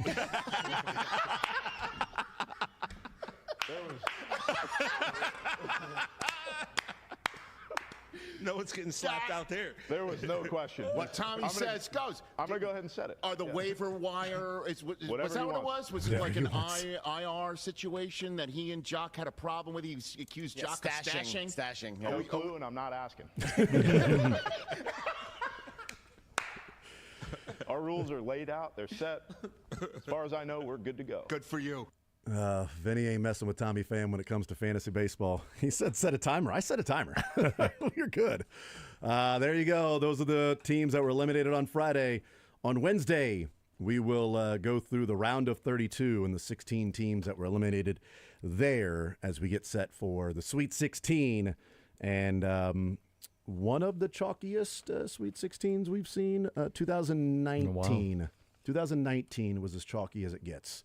Because 2019, as there were the lowest number of seeds you can have, if it's chalkiest 1, 2, 3, 4, would be 40. Yeah. So it's 10 in each region, 40. 2019 was 49. Wow. This year's 55. And 49. There were. But wasn't there a double-digit seed that year? There was a 12 seed. Yeah. Screwed everything up. It was a 1, 2, 3, 4, 1, 2, 3, 4, 1, 2, 3, 5. 1, 2, 3, 12. Boy, that's the 12 knocked off the 4. It was almost 1, 2, 3, 4, 1, 2, 3, 4, 1, 2, 3, 4, 1, 2, 3, 5 in 2019. So there you go. All right, we'll take a timeout. We'll come back, learn funniest best on the other side of the break with Mick Schaefer hanging out here on a Monday.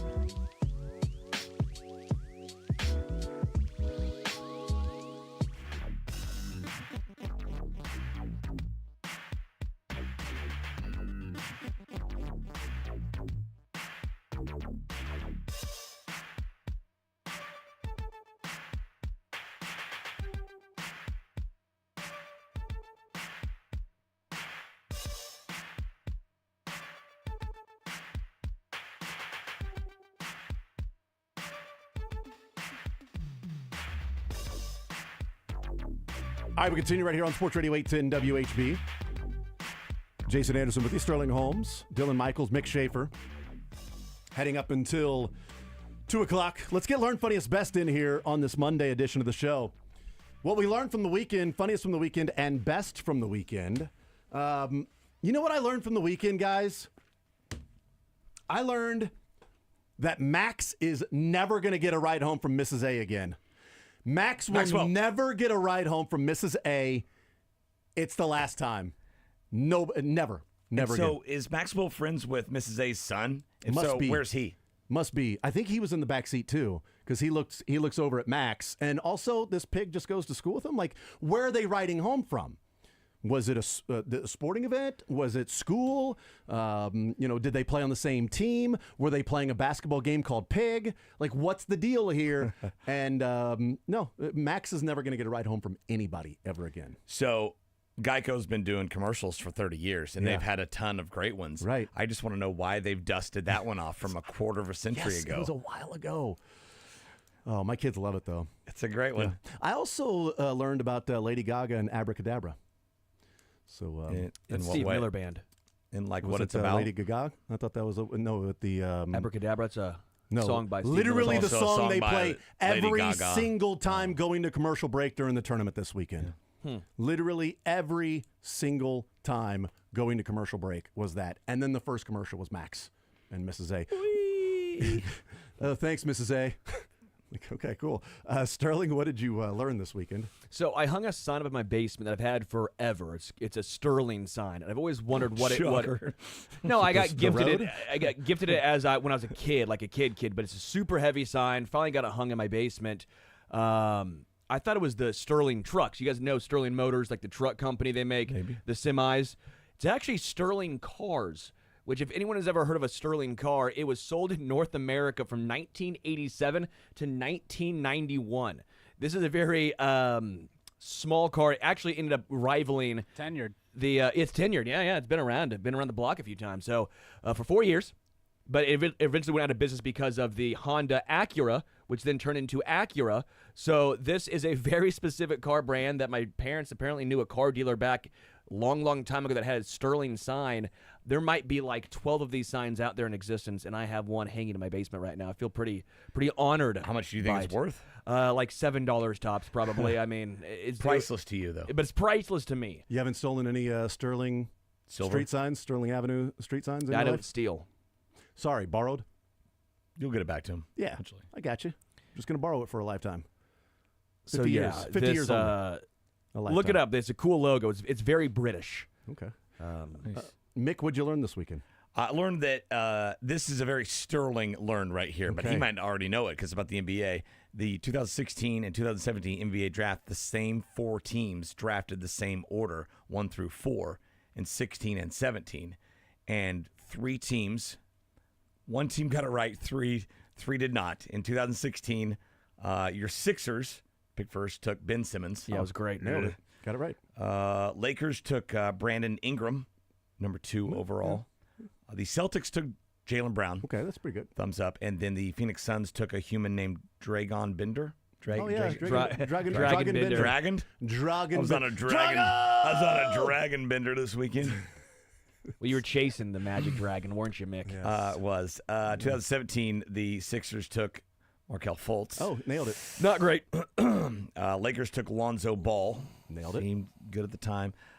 Boston took a guy named Jason Tatum. Oh, yeah, pretty good. Yeah. And then the Suns took Josh Jackson of KU, yeah, yes. 4 overall. So none of those teams learned their lesson. No. The Celtics, with whoever was in the brass at the time. Pretty good. Danny Ainge. Was it Danny Ainge? Ainge, Yeah, and then what's his still name was still the coach, Brad right? Stevens? Brad Stevens. Yeah, knew what they were doing. Yeah, good job, Colangelo. Nice. Go wear another long freaking collar. Pretty good. Dylan, what'd you learn this weekend? Dragon Bender? It's a guy. This is my penance for making Drake do the show while 2 Missouri fans had to thanks a lot. say his name over and over again but, after and before the loss. Yeah, welcome back. We're hanging out at Chicken and Pickles. Jason and Sterling and Drake. Yeah, cool. Well, here's my penance here. KU was the second in the history of basketball to be a AP number 1 before the season and lose in the first round, joining 2005 KU, who also did the same thing. So only 2 times in the history of college basketball has it happened, and both of them were Bill Self in Kansas. So. Can I make They you lose feel 2 in 05, you guys remember? Well, sorry. You I sure do. Mizzou fans probably do. That was Bucknell, right? Bucknell. Yes. Can I make you feel better, Dylan? Sure. At least you are a preseason number 1. Yeah, Congratulations. And in between those 2 years, you won 2 national titles. Yeah, it's pretty good. It's not bad.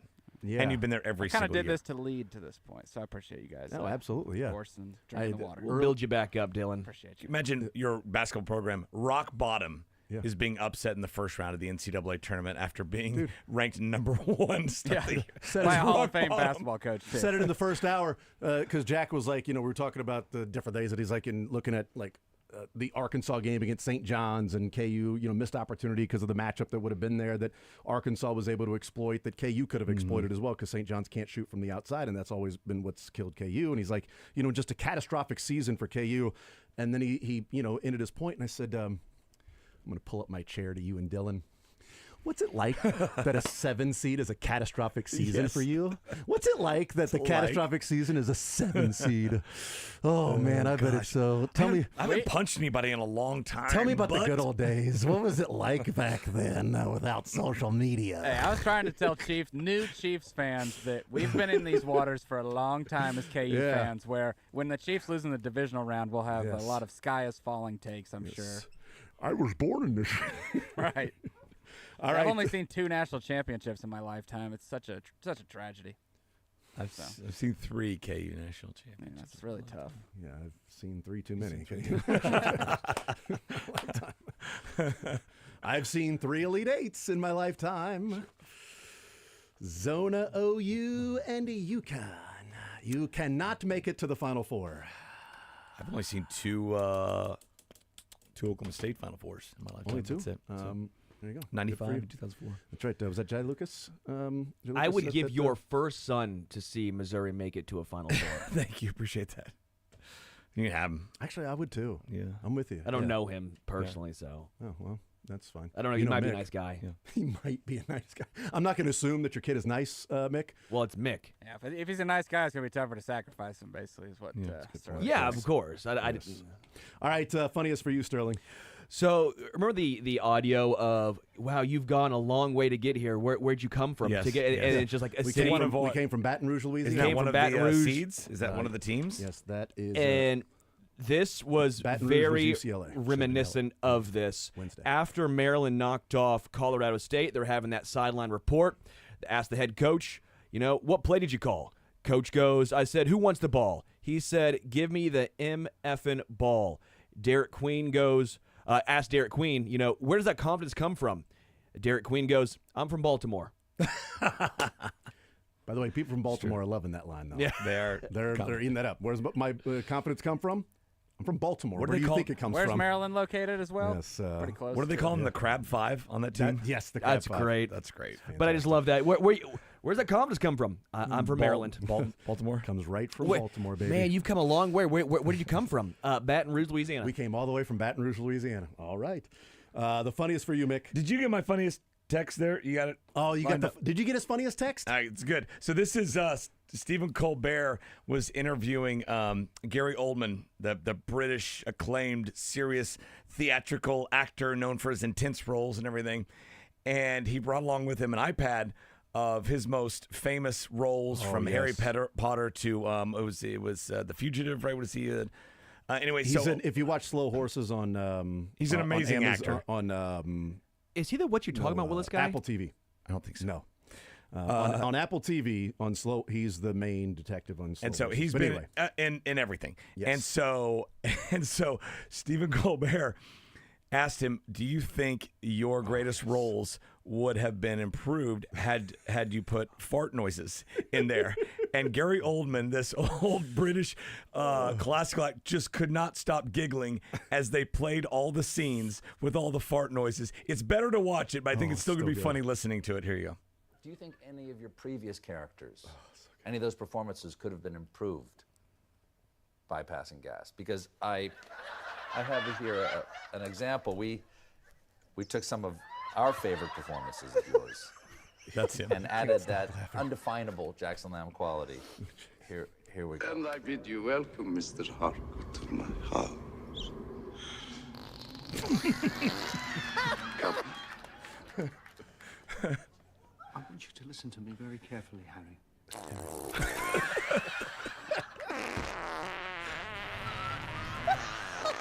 That's brilliant. That's brilliant. That's brilliant. That's fantastic.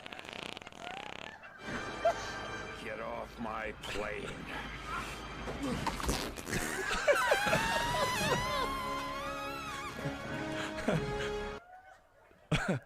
He's wiping his eyes at this point. He's crying, laughing, giggling so hard.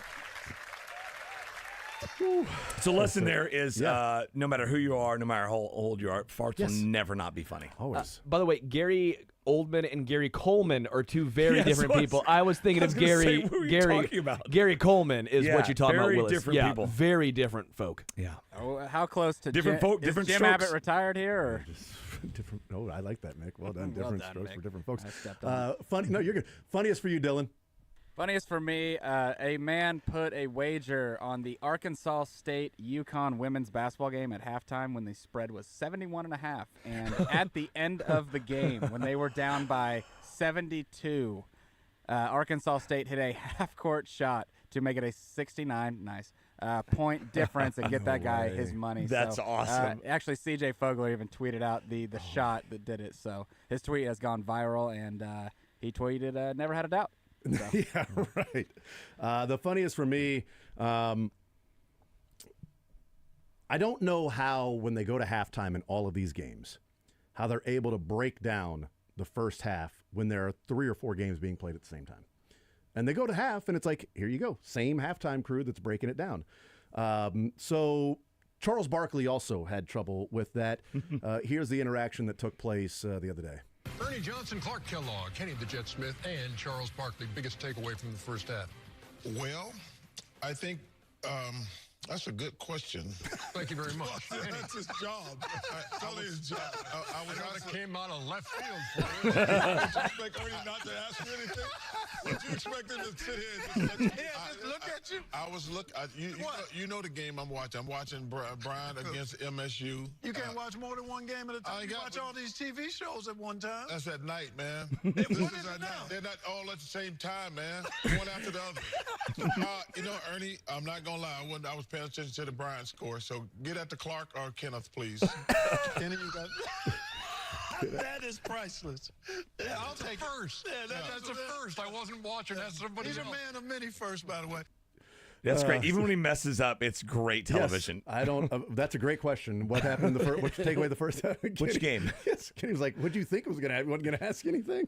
All right, we go to best, and we start with Mick. Mick, your best from the weekend. All right, so this is from the NCAA Wrestling Championships in Philadelphia. This is the heavyweight, right? Was the final match of the night for championship match between Gable Steveson and Wyatt Hendrickson. Here you go. 30 seconds left. Oh, he's to the left this time. He's sliding off. Oh, look at him get big here. On the high crotch. And he's running down. Oh, my God. Oh, my gosh. Can you believe this? Hendrickson with the 3. Gable better hustle. The Olympic champ is about to lose. It's 13 seconds. This could be it. Oh, my goodness. The biggest upset in the history of the NCAA. Could this be it?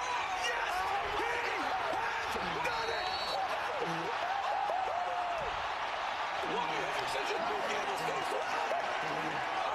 So what happened here? So, you know, right? Or no? No, I'm okay, this is Wyatt Hendrickson from Oklahoma State, the number 2 seed, against Gable Steveson, the number 1 seed in Minnesota. By the way, they're calling this the greatest upset in the history of the NCAA wrestling tournament. Gable Steveson has won gold in 2 Olympics. He has been a part of WWE. He briefly signed with the Buffalo Bills last year. So, of course, he's still wrestling in college at almost 25 years old. Of course, he's got eligibility left. And so he's been so dominant. He's been representing America, you know, his college, all that stuff. And so Wyatt Hendrickson, he's from Newton, Kansas. He's no scrub, right? It's not Hoosiers here. He won 3 state titles in high school. Is a great wrestler. Was he an Olympian? I don't know on that one, but he's awesome. But no one's ever been awesome as a guy. I mean, he's named after Dan Gable. That's a wrestling family for you, right? Named after the greatest wrestler, maybe of all time, or one of them. And so this guy's been so dominant, and it was a great call because Daniel Cormier on the call. It sounded almost like a UFC call. Yes, there I know, right? At the end, and the whole place went nuts, and that's the whole wrestling world's talking about it. That's awesome, and good for Oklahoma State. Finally doing good in wrestling. Wrestling decided to pick up wrestling as a sport. Good Nobody's close to Penn State, and they haven't been for a while. I mean, that is true. That is true. Best for you, Dylan. Best for me is pretty short. It's everyone in the world, whenever they see someone like showing you their morning routine or doing something where they're just kind of slightly showing off what they have, that everyone in the world now just dunks on that person. It's not like, oh, I need to adopt this. And dude. Everyone knows what I'm about to talk about. His old buddy with the ice face bath and everything at 3:30 in the morning. On his face. Doing that as well, which doing is sprints in an empty parking lot with a car. with calf-only sleeves. Yes. Not the leg sleeves. No socks, too. No socks. I don't know this guy. Can you show me a I'll picture? show you. Well, you're almost lucky that you haven't seen it yet. Oh, also, I bet I've seen it. Also, by the way, in his girlfriend being a servant to him. Oh, yeah. Bowing to him in the morning as he wakes up. Bowing to him. And then, that happens. That happens. And then serving him food all day and handing him different things throughout the day. The best for me is that society, we're at a point where we just immediately make fun of these people and not adopt what they're doing. Yes, thank God. Best for me, Ben McCollum, Drake. They do what they did. Unfortunately, not getting past Texas Tech, but he's now the Iowa head coach. Is Ben McCollum? So the ascension from Northwest Missouri State less than 12 months ago. Right? Yeah. Less than 12 months ago, he was in Maryville, and now he is heading to Iowa to coach the Iowa Hawkeyes. Very cool. Best for you, Sterling? Finished a book last night called Wild Dark Shore by Charlotte McConaughey. Yeah, Matthew. Wild Dark Shore, phenomenal book. One of the best books I've read in a long time. Could not recommend it more. Her style is just phenomenal. So I found it to be all right. Yes. Bad. Sorry. Just go break.